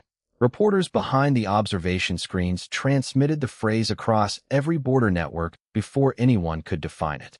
In Ashford, families watching from hospital waiting rooms heard that the Queen and Ethan might establish a new royal house. In Washington, officials received headlines claiming an American inspector had entered a vampire succession pact. In the northern clans, commanders interpreted the possibility as an attempt to place human influence over royal gates. What had been a medical crisis became a political symbol in less than a minute. There is no engagement, Ethan said. No marriage agreement. No claim. Voss spread his hands. Yet the archive itself created a path. After one full year of free courtship without emergency pressure, Helen said, the requirement exists to prevent exactly what you are implying. Cross looked toward the galleries. The future possibility remains destabilizing. Only because you are using it to frighten people, Evelyn replied. Deputy Secretary Pierce spoke again. From the human perspective, any future union affecting gate authority would require federal treaty review. Ethan looked toward him. My future relationships require federal review? Not your private relationships. A royal alliance. You cannot call it private when convenient and strategic when you want control. The threshold climbed to 95. Across the public communication screens, messages began appearing from Ashford. Some residents thanked Ethan for preventing the palace lockdown. Others demanded he return home before the gates closed. One message accused him of betraying humanity for a vampire title he had never requested. Another asked whether local children would lose access to medicine because the Queen cared more about one man than the border. Ethan read the words without reacting, but Hannah saw his stress level rise. Turn off the public feed, she said. Cross refused. The tribunal must recognize social impact. Public humiliation is not medical evidence. Public confidence is relevant to the accord. Evelyn looked toward the screens. She could silence every message with one command. She did not. Let them speak, Ethan said. They are afraid. They are being manipulated, she replied. Both can be true. A new group entered through the eastern doors. Representatives of the Crimson Council carried sealed proposals. Behind them stood human officers from Voss's treaty division. They placed 3 documents before the tribunal. Cross read the first. Proposal 1. The Queen releases Ethan Cole to joint medical custody. The Crown Shield burden is isolated from royal influence. Gate authority returns to council oversight. He read the second. Proposal 2. The Queen enters immediate protective claim, accepting full political responsibility and suspension of succession authority, pending review. Then the third. Proposal 3. Ethan Cole accepts emergency burden transfer treatment administered through the Ashford Treaty Network. Hannah looked up sharply. What treatment? Voss opened a medical diagram. The silver crown inside Ethan's body connected to thousands of smaller lights spread across Ashford. The burden can be diluted through the existing patient network. No single individual would experience significant harm. Ethan's condition would stabilize within minutes. Helen crossed the floor and studied the diagram. You are proposing distribution without individual consent. The effect would be temporary discomfort, fatigue, and reduced healing across the district. Across how many people? 6,412 registered patients. Including children, Hannah said. Including elderly patients, pregnant patients, and people receiving cancer treatment, Helen added. Voss maintained his calm. The predicted impact remains below emergency clinical thresholds. Ethan looked at the diagram. You want to save me by making thousands of people carry part of the wound. For less than 12 hours. Do they get to refuse? The treaty registration includes emergency network authorization. Helen turned on him. That clause covers evacuation notices and shared medical records. It does not authorize magical burden transfer. The council's legal team disagrees. Of course they do. Lord Adrian Marrow addressed the chamber. One human life balanced against temporary strain across a district is not difficult mathematics. Ethan looked toward him. It becomes difficult when the people in the equation are allowed to speak. The district benefits from the Queen's gates, Adrian said. Shared benefit justifies shared burden. Then ask them. There is no time for individual consultation. There is always no time when consent might produce the wrong answer. The threshold reached 97. Ethan's monitor sounded. Evelyn moved one step toward him, then stopped before the wound could respond. Her hands trembled with contained power. I can end the tribunal, she said quietly. Do not. They are using your pain as leverage in public. Then let everyone see who is applying it. Cross heard him. Mr. Cole, no one wishes you harm. The treatment offers the highest probability of survival. At someone else's expense. Distributed responsibility is the foundation of public systems. Taxes are distributed responsibility. Emergency staffing is distributed responsibility. Secretly placing a curse across 6,000 patients is not. Voss lowered his voice. Ethan, you are not being asked to decide policy. You are being offered treatment. Then I refuse. The hall became silent. You have not reviewed the full risk, Voss said. I reviewed the part where people are used without knowing. Your refusal may leave the Queen unable to govern. That is not a medical reason to override me. Cross turned toward Evelyn. Your Majesty, the Crown Shield is refusing the only immediate treatment. Under current law, you may consent on his behalf by activating protective claim. The threshold rose to 98. The court waited. Vampire clans demanded stability. Human officials demanded custody. Ashford residents watched the Queen decide whether one man's refusal mattered more than the machinery of peace. Evelyn looked at Ethan. Is your refusal informed and voluntary? Yes. Do you understand the wound may continue advancing? Yes. Do you understand I may lose the throne if I honor your decision? Yes. Her crimson eyes held his. And you still refuse? Nobody else becomes a shield so I can stop being one. Evelyn turned toward the tribunal. Then his answer is final. The founding ledger opened by itself. The false threshold dropped from 98 to 89. Cross's composure broke. Voss reached for the silver device. Helen looked at the treatment diagram again, then at the energy pathways hidden beneath the Ashford network. This proposal does more than distribute the burden, she said. It transfers control of every registered patient to the throne interface. Henna joined her. The council would gain a living network of secondary shields. A permanent one, Helen said. Reed activated his radio. Ashford Emergency Services, disconnect from the joint medical network now. Voss pressed the device against the treaty seal. Communications suspended. The screens went dark. Gate maps vanished. Every exit in the Hall of Accord closed under emergency authority. Cross stood and addressed the 9 vampire houses. The Queen has rejected medical necessity, threatened border stability, and placed private attachment above public survival.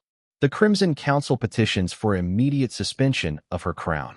One by one, clan voting symbols appeared over the galleries. The northern houses hesitated. The eastern houses voted. For suspension, human officials demanded Ethan's transfer. Outside the sealed hall, thousands of Ashford patients remained connected to a system now exposed as a weapon. Ethan looked at the treatment diagram and saw a pattern no one else had noticed. The burden pathways did not originate from Evelyn's throne. They originated from the Joint Inspection Office in Ashford, the same building where he had worked for 6 years. Henna, he said, the device did not create the patient network. She followed his gaze. It activated something already installed. Ethan looked toward Nathaniel Voss. You built this before I entered the palace. Voss said nothing. The clinic registrations, inspection scanners, border health cards, emergency authorizations. You were not preparing to save a crown shield. You were preparing to create one. The clan vote paused. Human delegates turned toward Voss. The silver device in his hand brightened, and the Ashford map reappeared above the tribunal. 6,412 human lives glowed like waiting vessels. Beneath them, a final command appeared. Transfer available upon shield consent. Ethan stared at the offer that could end his pain and save his life before the silver line reached his heart. Then he asked Helen to place the consent document in front of him, because refusing with words was no longer enough. He intended to make the entire court watch him choose what kind of man he would be. Helen placed the consent document on the tribunal table, and Ethan asked for a pen. Nathaniel Voss watched him from across the sealed hall, certain the pain would make the decision for him. The silver crown beneath Ethan's ribs had advanced far enough that every breath required concentration. 6,412 lights glowed above the court, each one representing a patient connected to the Ashford Medical Network. The document promised immediate stabilization. It described the effect on everyone else as temporary systemic fatigue. It called the transfer safe, balanced, and necessary. Ethan read every line. Then he drew a single diagonal stroke across the signature space and wrote beneath it, "Consent denied." No. Patient may be enrolled as a vessel without individual knowledge and voluntary agreement. Chancellor Cross rose from the neutral bench. A handwritten refusal does not suspend emergency medical authority. Ethan set the pen down. Then it should not frighten you. It does not. You sealed every exit before I wrote it. A low murmur moved through the vampire galleries. Helen lifted the document so the tribunal cameras could record it. The patient has refused clearly, repeatedly, and with full understanding of the stated risk. Voss addressed the human delegation. Mr. Cole's reasoning is compromised by accumulated magical strain. My reasoning is inconvenient, Ethan replied. That is not a diagnosis. Dr. Hannah Brooks moved the portable scanner beside the consent form. His oxygen level is stable. His orientation is intact. His answers are consistent. There is no clinical basis to declare him incapable. Cross looked toward Evelyn. The Crown may still authorize treatment under protective necessity. Evelyn stood beyond the distance that would intensify the wound. Her hands remained empty. He refused. Your Majesty, the survival of the Night Accord is not his private decision. His body is. The founding ledger illuminated. The words appeared above the court. Refusal recognized. No shield may be multiplied without consent. The 6,000 lights over Ashford flickered. Voss pressed the second silver device against the treaty seal, forcing the network to remain open. Ethan watched the energy pathways shift and saw something familiar in their rhythm. They did not resemble a weapon. They resembled a circulatory system. The patient lights functioned like capillaries. The border clinics formed larger vessels. The Joint Inspection Office acted as a central valve. Blackwood Palace was the heart only because every command had been routed through it. Hannah, he said, show the pathway timing. She expanded the medical display. What are you looking for? The delay between the throne's signal and the Ashford response. 4.6 seconds. Now compare it with the delay from the inspection office. She overlaid the records. The second line reached the patient network in less than half a second. Helen saw the implication first. The palace is not distributing the burden. No, Ethan said. The human treaty office is. Voss's expression did not change, but his hand moved away from one of the control panels. Ethan pointed toward the network map. The curse enters through royal power, but it is routed through Ashford. The throne is the source of pressure. Your office decides where that pressure goes. You are drawing technical conclusions from a magical system outside your specialty, Voss replied. I inspect medical infrastructure. This is infrastructure. You inspect sterilizers and border clinics. I inspect every system capable of placing patients at risk. Ethan looked toward the 6,000 lights. You hid the mechanism inside health registrations because no one questions a network described as emergency care. Deputy Secretary Alan Pierce turned toward Voss.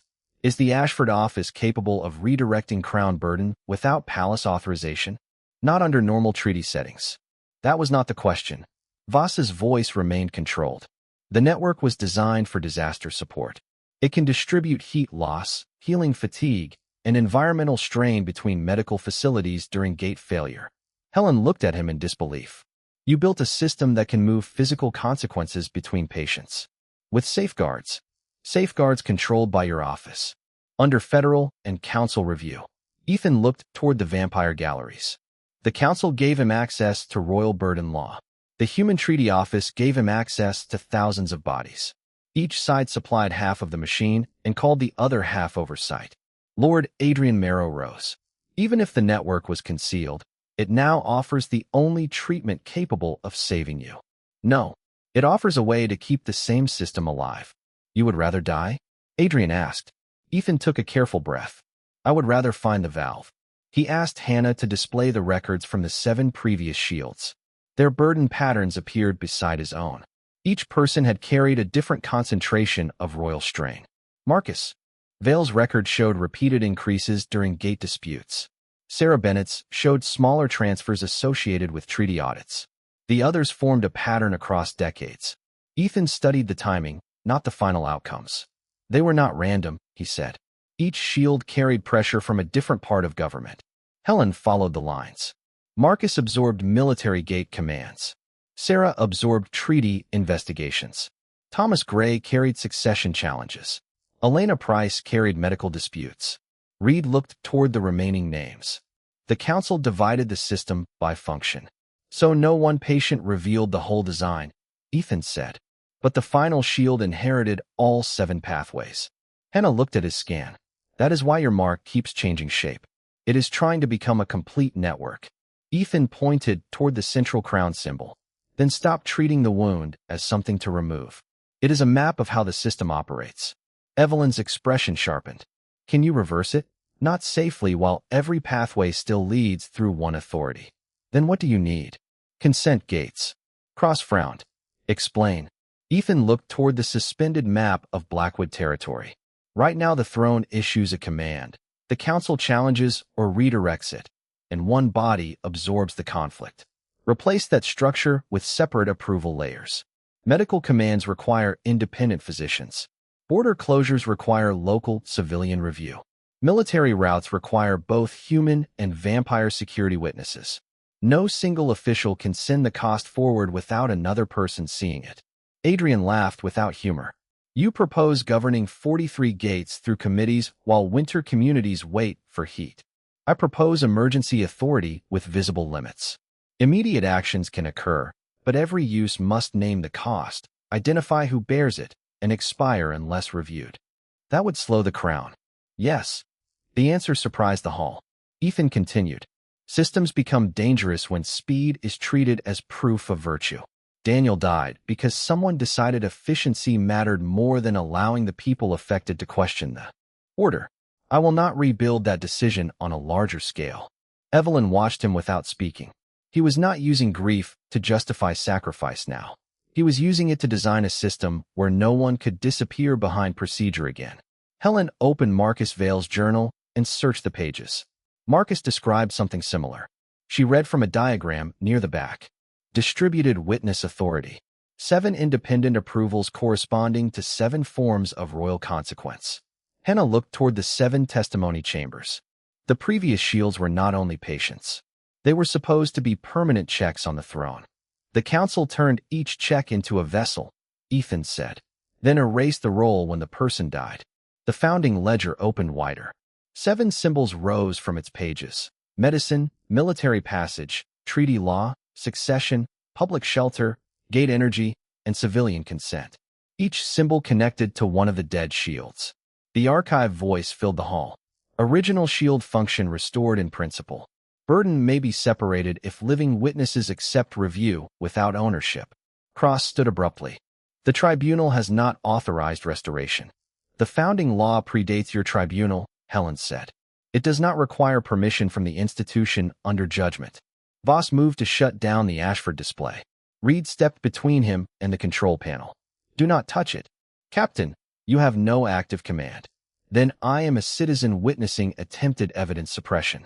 Pierce rose from the human delegation. Director Voss, step away from the device until Federal Council reviews the system. Voss looked toward the sealed exits. If the network is interrupted now, the burden will collapse back into Ethan. Then do not interrupt it, Ethan said. Open it. Voss stared at him. You do not understand the consequences.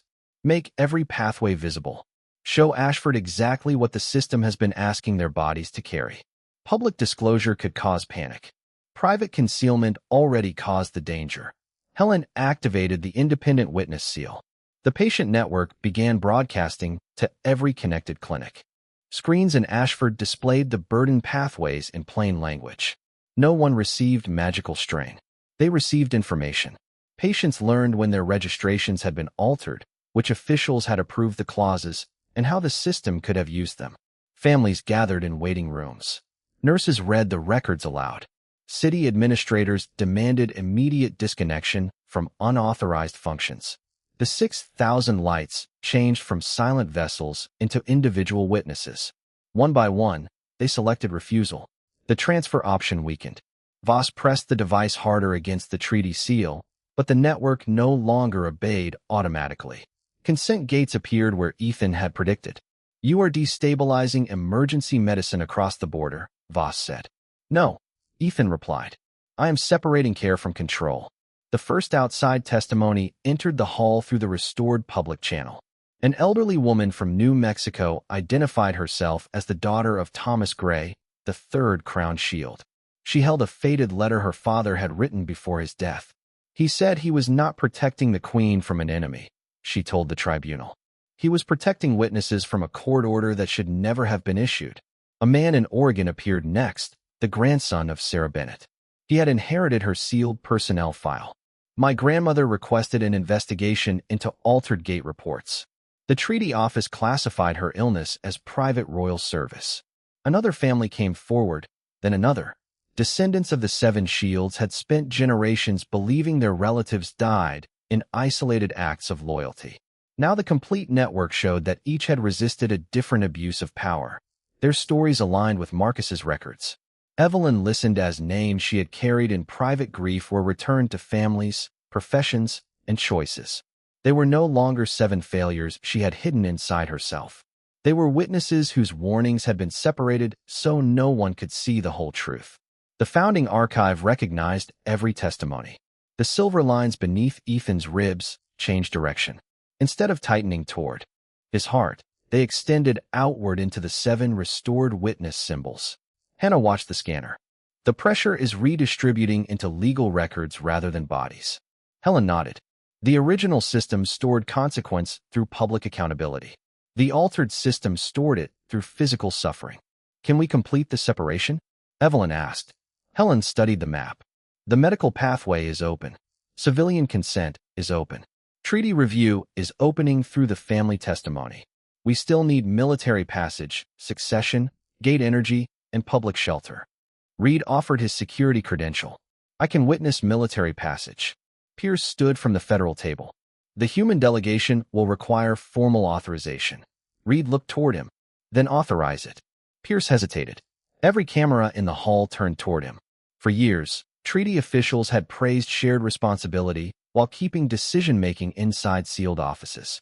Now accepting the role meant accepting visible accountability. "Authorized," Pierce said. The military symbol opened. Lady Victoria Ashbourne rose in the northern gallery. "My house will witness gate energy. Every future winter command must disclose expected cost before activation." The gate symbol opened. A representative from Ashford City Council appeared through the public channel and accepted the shelter witness role on behalf of local communities, subject to annual public election. Another symbol opened. Succession remained. Every noble looked toward Evelyn. Cross spoke before she could act. "Succession authority cannot be distributed without dissolving the Crown's immortality covenant." The hall became still. Ethan looked toward Evelyn. "What is the immortality covenant?" Her answer came slowly. "The throne preserves the sovereign's life so long as royal authority remains indivisible.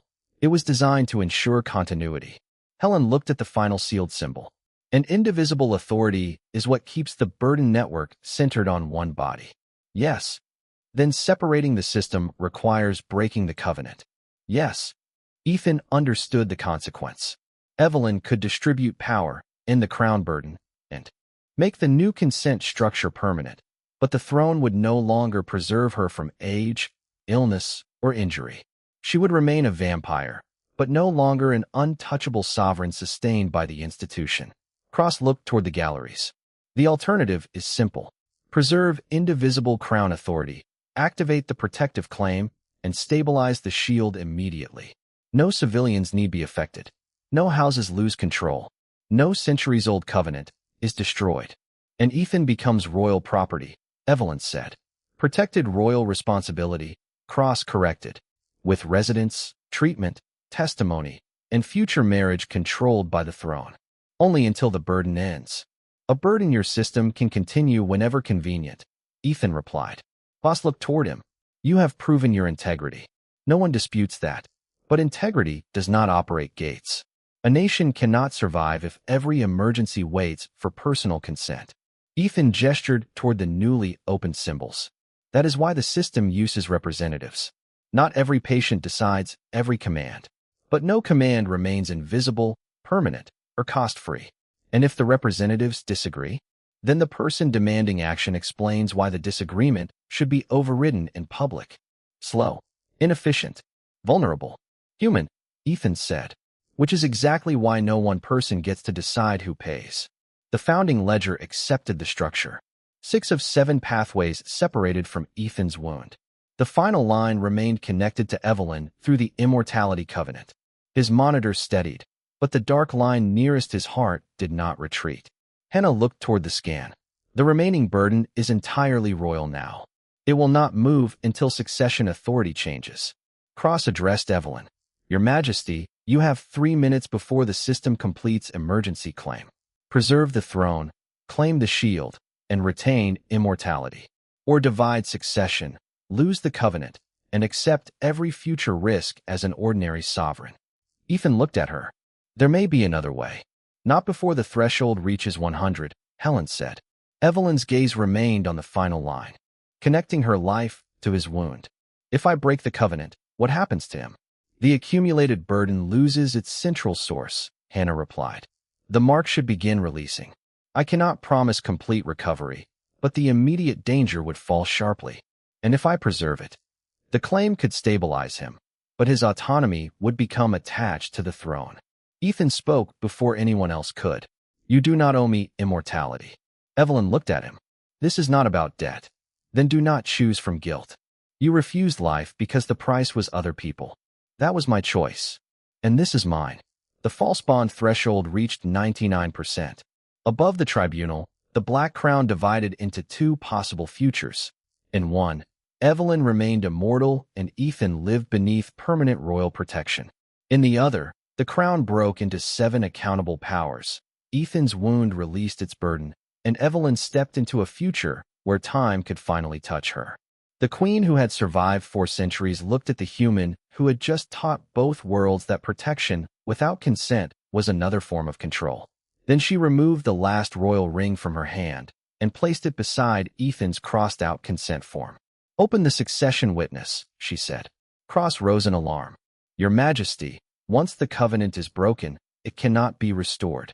Evelyn's crimson eyes never left Ethan's. Good. The word had barely left Evelyn's lips when the hall of accord changed. The black crown suspended above the tribunal split along a line of silver light, and every gate map in Blackwood territory flickered as the Immortality Covenant released its hold on the throne. For one breath, nothing moved. Then the final burden line beneath Ethan's ribs pulled away from his heart. Dr. Hannah Brooks watched the scanner as the dark mark withdrew by a fraction. The pressure is falling, she said. Chancellor Raymond Cross rose from the neutral bench. Stop the succession transfer. The Queen is acting under emotional impairment. I am acting under public record, Evelyn replied. Her voice carried across the hall without royal force. The crown shield refused ownership. The civilians refused transfer. The witnesses accepted responsibility. I am the final office still hiding behind necessity. Cross turned toward the vampire houses. If the covenant breaks, the throne loses emergency continuity. Every rival state will know Blackwood can be weakened. Evelyn removed the last royal ring and placed it beside Ethan's crossed-out consent form. Then they will also know weakening Blackwood no longer requires harming one innocent person. The succession symbol opened. Silver light moved from the black crown into 7 separate seals suspended above the tribunal. Medicine, military passage, treaty law, succession, public shelter, gate energy, civilian consent. No seal obeyed Evelyn alone. Each required a named witness and a visible record. The palace bells rang once, not in resistance, but recognition. The archive voice filled the hall. Indivisible authority ended. Immortality Covenant released. Sovereign life returned to natural vampire law. Evelyn remained standing. No wound appeared. No sudden age crossed her face. Yet something ancient shifted around her, as if time had finally found the doorway it had been denied for centuries. Ethan saw her touch the edge of the tribunal table, not from weakness, but from the unfamiliar weight of being physically accountable again. "Evelyn," he said. She looked at him immediately. The silver crown beneath his ribs softened to a pale line. "I am still here," she said. "I can see that. Do not make light of it. I am checking whether the queen who refused immortality is still capable of being irritated." "Completely." Hannah looked between them. "His condition is improving, but the burden has not fully released." Helen Carter opened the founding ledger. "The system is separated, but Cross and Voss still control the emergency claim device. As long as it remains connected to the treaty seal, they can manufacture dependency records." Nathaniel Voss held the second silver device against the central console. His comm had disappeared. "The Queen has disabled the only unified defense protecting 5 states and 9 houses. Federal authority cannot recognize this transfer." Deputy Secretary Alan Pierce stepped away from the human table. "Federal authority did not approve the patient network you concealed. The network was classified. Classification does not authorize experimentation on American citizens." Cross struck the bench. "This hall remains under council emergency rule. The crown shield must be secured until political stability returns." Council guards moved toward the central floor. Human treaty officers formed a second line near Ethan's chair. No weapons were raised, but the message was clear. Both governments still believed control of the injured witness would restore order. Evelyn stepped between Ethan and the approaching officials. She did not summon Shadow. She did not command the palace. She simply placed herself in their path. "No one takes him." Cross gave a thin smile. "You no longer possess indivisible authority." "Correct." Evelyn looked toward the 7 public seals. "Which means neither do you." She raised an open hand toward the medical seal. "Dr. Brooks, is Ethan capable of deciding where he receives care?" Hannah checked the scanner and faced the court. "Yes." The medical seal illuminated. Evelyn turned toward the civilian consent seal. "Dr. Carter, has he requested transfer to council or federal custody?" "No." A second seal illuminated. "Captain Reed, is there an immediate security reason to override his movement?" Reed looked toward both groups surrounding the tribunal. "The greatest current risk is unauthorized custody." The military passage seal opened. Evelyn faced the Ashford public channel. "Does the community consent to any medical burden being transferred from Ethan into its residence?" The city representative answered through the restored screen. "No." Ashford rejects involuntary transfer and requests independent oversight. The civilian seal illuminated. Evelyn lowered her hand. "Then under the law this court has just recognized, there is no authority to remove him." The council guard stopped. Human treaty officers looked toward Pierce. He nodded, and they stepped back. Cross stared at the 7 seals. "You are using bureaucracy to obstruct necessary action." Ethan spoke from the chair. "That is a remarkable complaint from a chancellor." A few human delegates laughed despite the tension. The sound was small, but it changed the room. Fear had ruled the tribunal because everyone believed only one decisive authority could prevent disaster. Now the Queen was proving protection could be built from several people agreeing not to become one another's owners. Voss activated the silver device. The manufactured bond threshold jumped from 89 to 96. Ethan's wound brightened. Evelyn did not move closer. "He is forcing the claim protocol," Hannah said. "If it reaches 100, the palace may still classify Ethan as royal property under the altered law." "The founding declaration should override it," Helen replied. "Not until the false records are removed from the treaty seal." Voss looked toward Evelyn. "Claim him now, and the device stops. His pain ends. The gates stabilize. You can challenge the classification later." Evelyn's face became cold. "You still believe urgency makes coercion respectable." "I believe survival matters more than language. Language is how you hid the people paying for your version of survival." The threshold reached 97. Ethan's fingers tightened around the chair. Hannah adjusted the cooling field, but the silver mark continued brightening. Evelyn looked at him. For the first time since breaking the covenant, she seemed uncertain. Not about the law, about how long he could endure while she honored it. "Do you want me to claim you temporarily?" she asked. The entire hall heard the question. Ethan understood what it cost her to ask instead of decide. No, even if it stops the pain? No. Do you want me to remove Voss from the console? Without using the throne and without harming him? Yes. Ethan looked toward the public seals. Then do it through the witnesses. Evelyn turned to Reed. Can human security suspend Voss's access pending investigation? Reed looked toward Pierce. Only federal command can revoke his treaty credential. Pierce faced Voss. Director Nathaniel Voss, your operational authority is suspended effective immediately. Step away from the console. The treaty seal rejected the command. Voss smiled. The device recognizes joint authority. Human suspension requires council confirmation. Evelyn looked toward Cross. Confirm it. I decline. On what grounds? The Queen is no longer neutral. Helen raised Marcus Vale's journal. Then the council must disclose whether Cross participated in the burden system. The treaty law seal opened and projected the authorization history into the air. Cross's name appeared beside Voss's on 7 previous shield cases. The hall fell silent. Cross looked at the display as if betrayal had come from the law itself. Those approvals were administrative. 7 deaths classified as administrative events, Evelyn said. You signed every concealment order to preserve the kingdom. You preserved a throne that required hidden victims, a throne you continued using. The accusation struck the room, and Evelyn accepted it without flinching. Yes, I did. Several nobles shifted, expecting denial or fury. She offered neither. I believed your reports. I accepted explanations that protected my authority from scrutiny. I cannot return what that cost the 7 shields. I can stop hiding behind deception as if deception erases responsibility. The succession seal illuminated more brightly. Her admission strengthened the new law because it named consequence without converting guilt into ownership. Ethan watched the silver line beneath his ribs recede another fraction. Cross saw it too. Confession does not make you fit to rule. Perhaps not, Evelyn said. That judgment no longer belongs to me alone. She turned toward the 9 vampire houses. You may review my reign under the new succession structure. You may remove me by lawful vote. You may place limits on every power I retain. But you will not use Ethan's body to restore the convenience of unquestioned rule. The Northern House, led by Lady Victoria Ashbourne, activated its succession witness. The Northern clans recognized review. 2 Western houses followed. Then a border house dependent on Ashford's clinics. The Eastern houses hesitated until the family of Thomas Gray appeared on the public screen. His daughter held the final letter he had written. My father did not ask the Queen to be perfect, she said. He asked the court to stop calling his suffering necessary. The Eastern succession seal opened.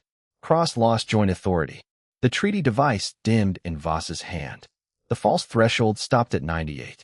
Not enough, Hannah said. The device still has a direct connection to Ethan. Voss stepped away from the console but kept the silver core.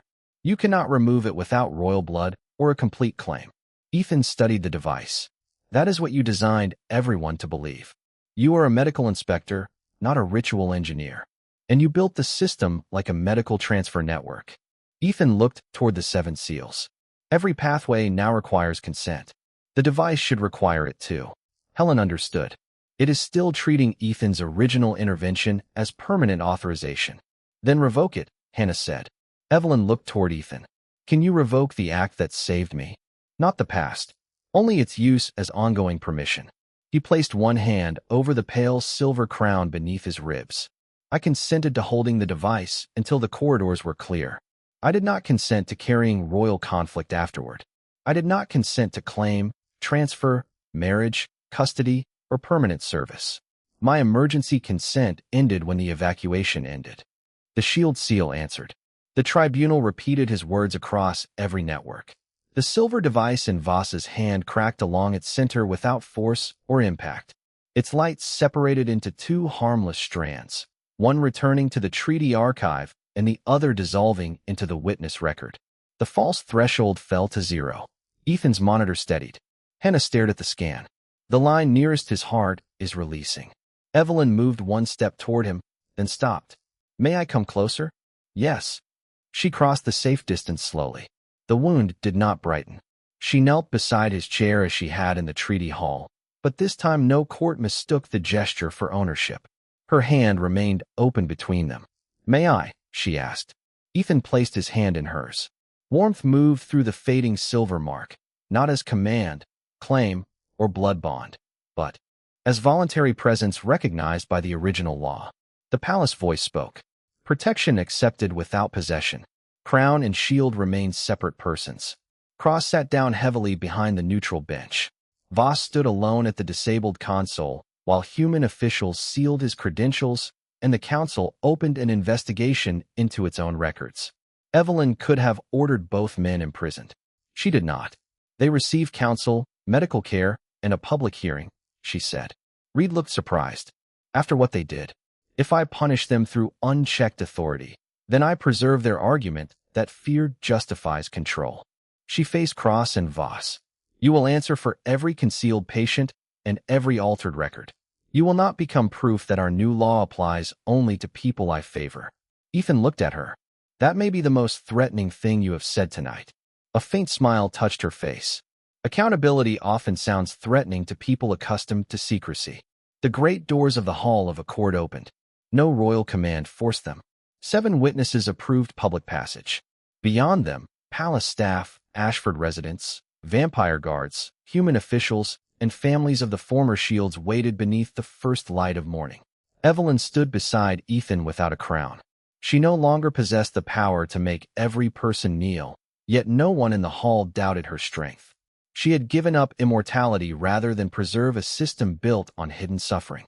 She had placed herself between Ethan and 2 governments without making him hers. She had protected his refusal when accepting it cost her the throne she had known for 4 centuries. As Reed prepared to move the medical chair toward the public doors, Ethan looked at her. What happens now? Now the court decides whether I remain queen. And if it removes you. Evelyn kept her hand near his without holding it.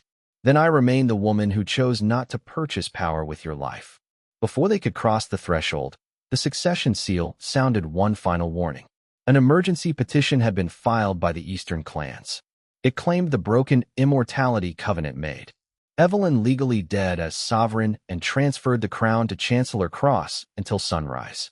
Cross slowly rose behind the tribunal bench as the black throne began calling his name, and the entire palace waited to see whether Evelyn would reclaim absolute power to stop him or trust the fragile system she had just created to protect them both. The black throne called Chancellor Raymond Cross by name, and every light in the Hall of Accord turned toward him. Ancient symbols rose from the tribunal floor, forming a narrow path between the neutral bench and the empty throne at the far end of the chamber. The Eastern clans lowered their heads. Several council officers followed. Above them, the emergency petition displayed its argument in crimson letters. The immortality covenant had defined the sovereign as a life preserved by indivisible authority. Evelyn had broken that covenant. Therefore, the crown considered her reign ended until a lawful successor accepted control. Cross stepped down from the bench. This is not a seizure, he announced. It is continuity.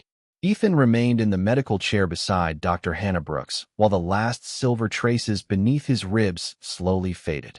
Powerful people have an impressive talent for renaming what they are doing, he said. Cross ignored him and looked toward Evelyn. Your Majesty, you may prevent disorder by acknowledging the succession clause. Step aside until the council completes review. You wrote the petition before the covenant broke, Evelyn replied. Cross did not deny it. Responsible government prepares for foreseeable outcomes. You prepared to become sovereign. Temporarily. With the same emergency authority you used to conceal 7 crown shields. The public screens showed every word to Ashford, the 9 vampire houses, and the human treaty offices. Cross continued walking toward the throne. The kingdom cannot survive symbolic morality. Winter gates require one command. Border defenses require one command. A divided system may be admirable during peace, but the eastern houses have already reported movement beyond their territories. Without immediate continuity, thousands may lose access to protected roads before sunrise. Gate maps appeared above him. 3 eastern passages flickered. 2 northern energy routes dimmed. Panic moved through the galleries. Ethan studied the timing. Those failures began after the petition was filed. Lady Victoria Ashbourne looked toward her northern maps. He is correct. The winter routes were stable 6 minutes ago. Cross did not stop. The system is responding to uncertainty. Helen Carter opened the restored ledger. Or someone is creating uncertainty to justify the throne. Nathaniel Voss stood under human guard beside the disabled treaty console. His credentials had been suspended, but the emergency succession system still recognized his technical access. Cross looked toward him. Director Voss, confirm the condition of the gate network. Voss hesitated as every camera turned toward him. The unified command architecture is degrading. Can the distributed seals stabilize it? Not before each witness completes individual authorization. Cross faced the hall. There is the consequence of delay. The new structure requires discussion while communities wait. Evelyn looked toward the 7 seals. Medicine is authorized. Military passage is authorized. Treaty law is authorized. Public shelter, civilian consent, and gate energy are authorized. Only succession remains unresolved. Because succession cannot be divided, Cross said, a crown with 7 owners is no crown. They are not owners, Ethan replied. They are limits. Cross reached the first step of the throne platform. The black stone brightened beneath his feet. You have already shaped our law beyond any authority granted to you, human. I pointed out where people were being used. The witnesses decided what to change. And now the gates fail because no one commands them. Ethan looked at the map again. The disruptions formed a perfect line leading from the Eastern Territories toward Blackwood Palace. No civilian routes were failing. No hospitals had lost power. Only ceremonial and military gates connected to houses supporting Cross showed instability. The roads are not failing, Ethan said. They are refusing the new witnesses. Victoria examined her seal. My energy route is receiving repeated legacy commands from the council archive. Reed turned toward Cross. You are sending old authority requests through houses that still recognize the indivisible crown. I am preserving access until lawful succession is established. You are manufacturing the emergency you promised to solve, Helen said. The public shelter seal recorded the finding. The Eastern Gate failures appeared in plain language above the hall. Legacy command conflict. Source: Crimson Council Succession Office. The nobles who had lowered their heads began looking at one another. Cross stopped halfway to the throne. Every transition creates conflict.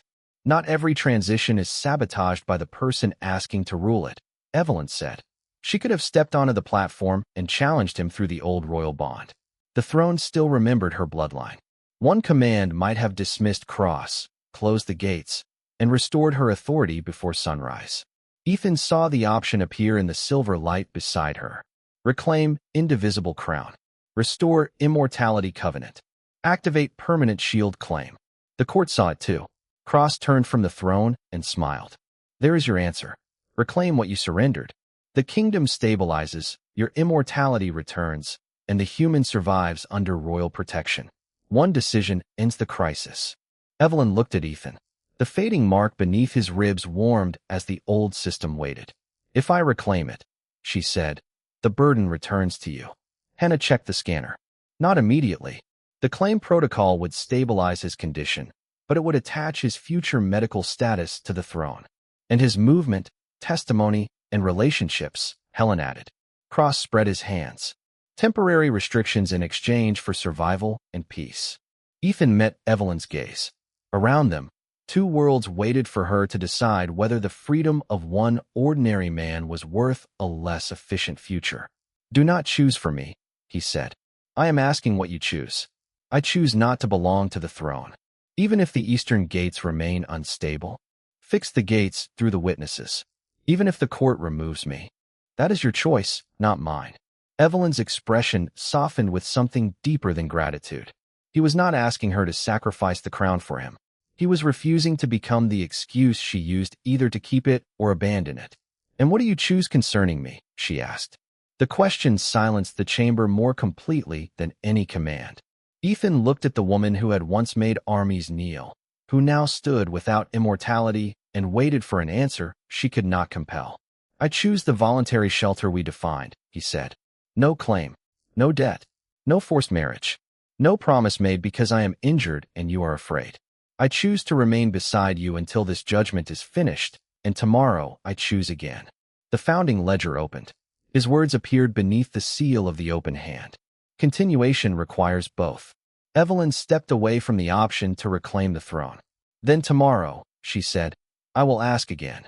The old crown path beneath Cross darkened. He turned toward the throne and placed one hand on its arm. The kingdom still requires a sovereign.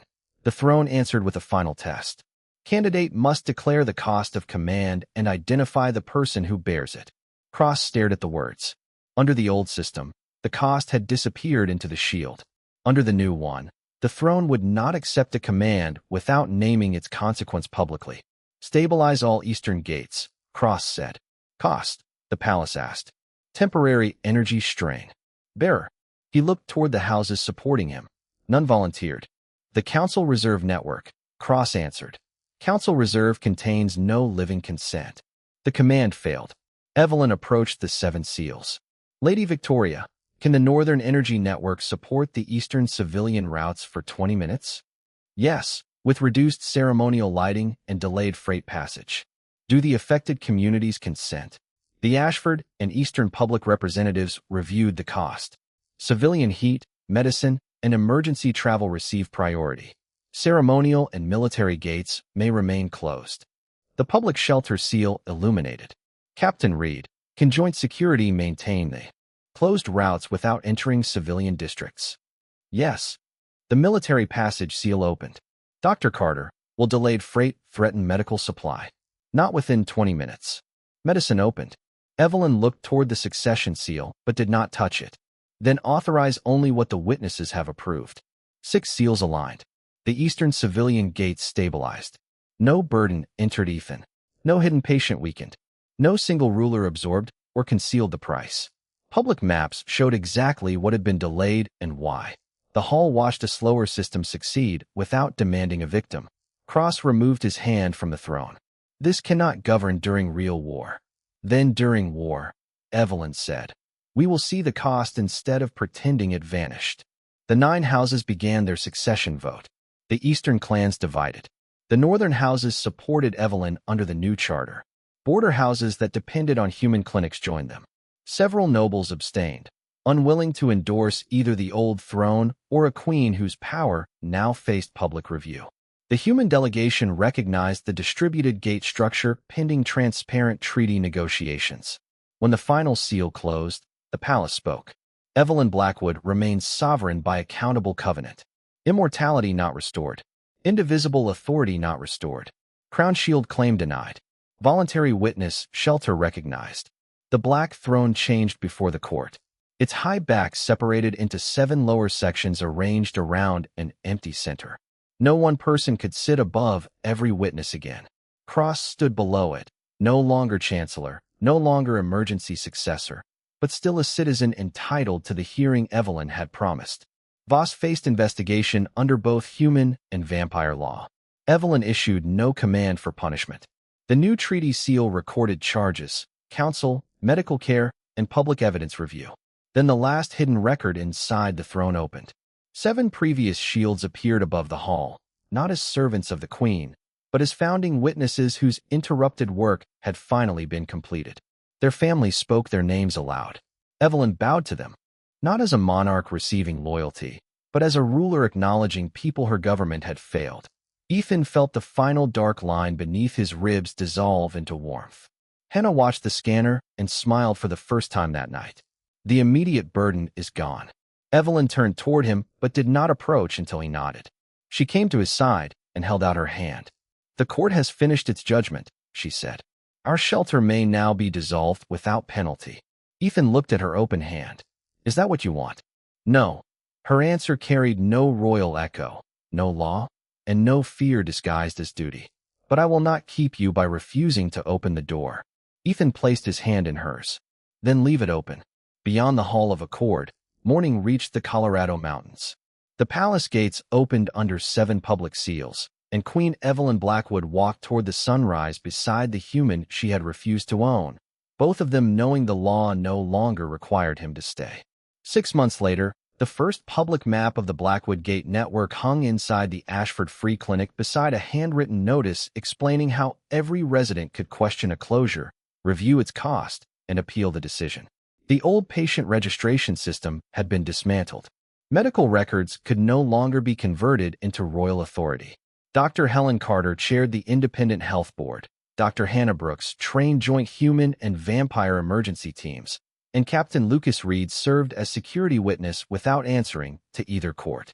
Raymond Cross and Nathaniel Voss faced public hearings with counsel, medical care, and every concealed record placed before the families of the 7 former Shields. No one disappeared into a sealed chamber. No one was renamed a necessary sacrifice. Queen Evelyn Blackwood remained sovereign, but the word meant something different now.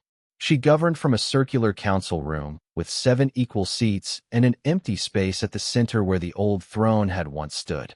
Her commands carried written limits, named costs, and automatic review dates. Some nobles called the system slow. Evelyn answered that slowness was preferable to hiding the price inside someone's body. Time had also begun treating her differently. She still moved with vampire strength and appeared no older than before, but exhaustion now reached her after long nights, and small injuries no longer vanished instantly. She accepted both changes without regret. Ethan returned to medical compliance work after 3 months of recovery.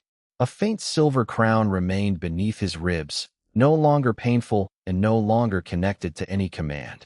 He refused a court title, a government promotion, and a ceremonial estate.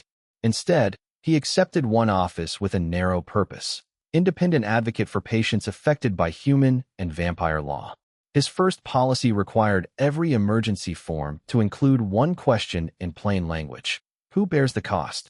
Evelyn visited Ashford often, but never without asking whether Ethan wished to see her. At first, their meetings concerned clinics, witness procedures, and border routes. Later, they became walks through snowy streets, coffee after evening inspections, and quiet conversations that had nothing to do with crowns. Evelyn learned to light a fireplace with one match. Ethan learned that resting before collapse was not an admission of failure. Neither lesson came easily. 1 year after the tribunal, they returned to Blackwood Palace on the anniversary of the Night Accord. The Hall of Accord was open to the public, and the names of the 7 Shields were carved beside their professions, families, and final testimonies.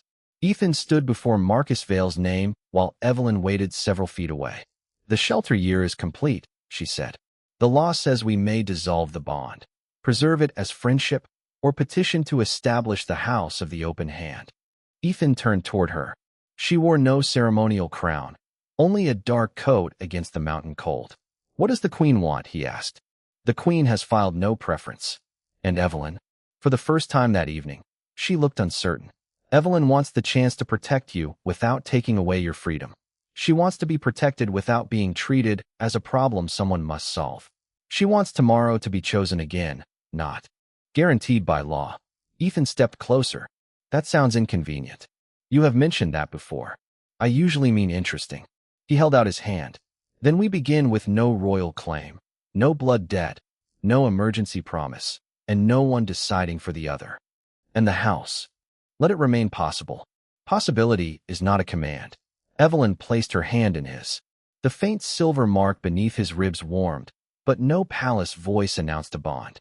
No throne recorded ownership. No council demanded a marriage. Outside the tall windows, snow moved across the Colorado mountains while the public gates remained open under 7 visible seals. Evelyn smiled, not as a ruler receiving loyalty, but as a woman hearing an answer freely given.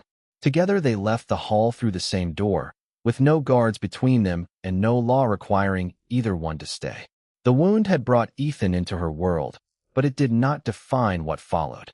What followed was slower, quieter, and far more difficult than sacrifice. It was trust without control, protection without possession, and love given the dignity of choice.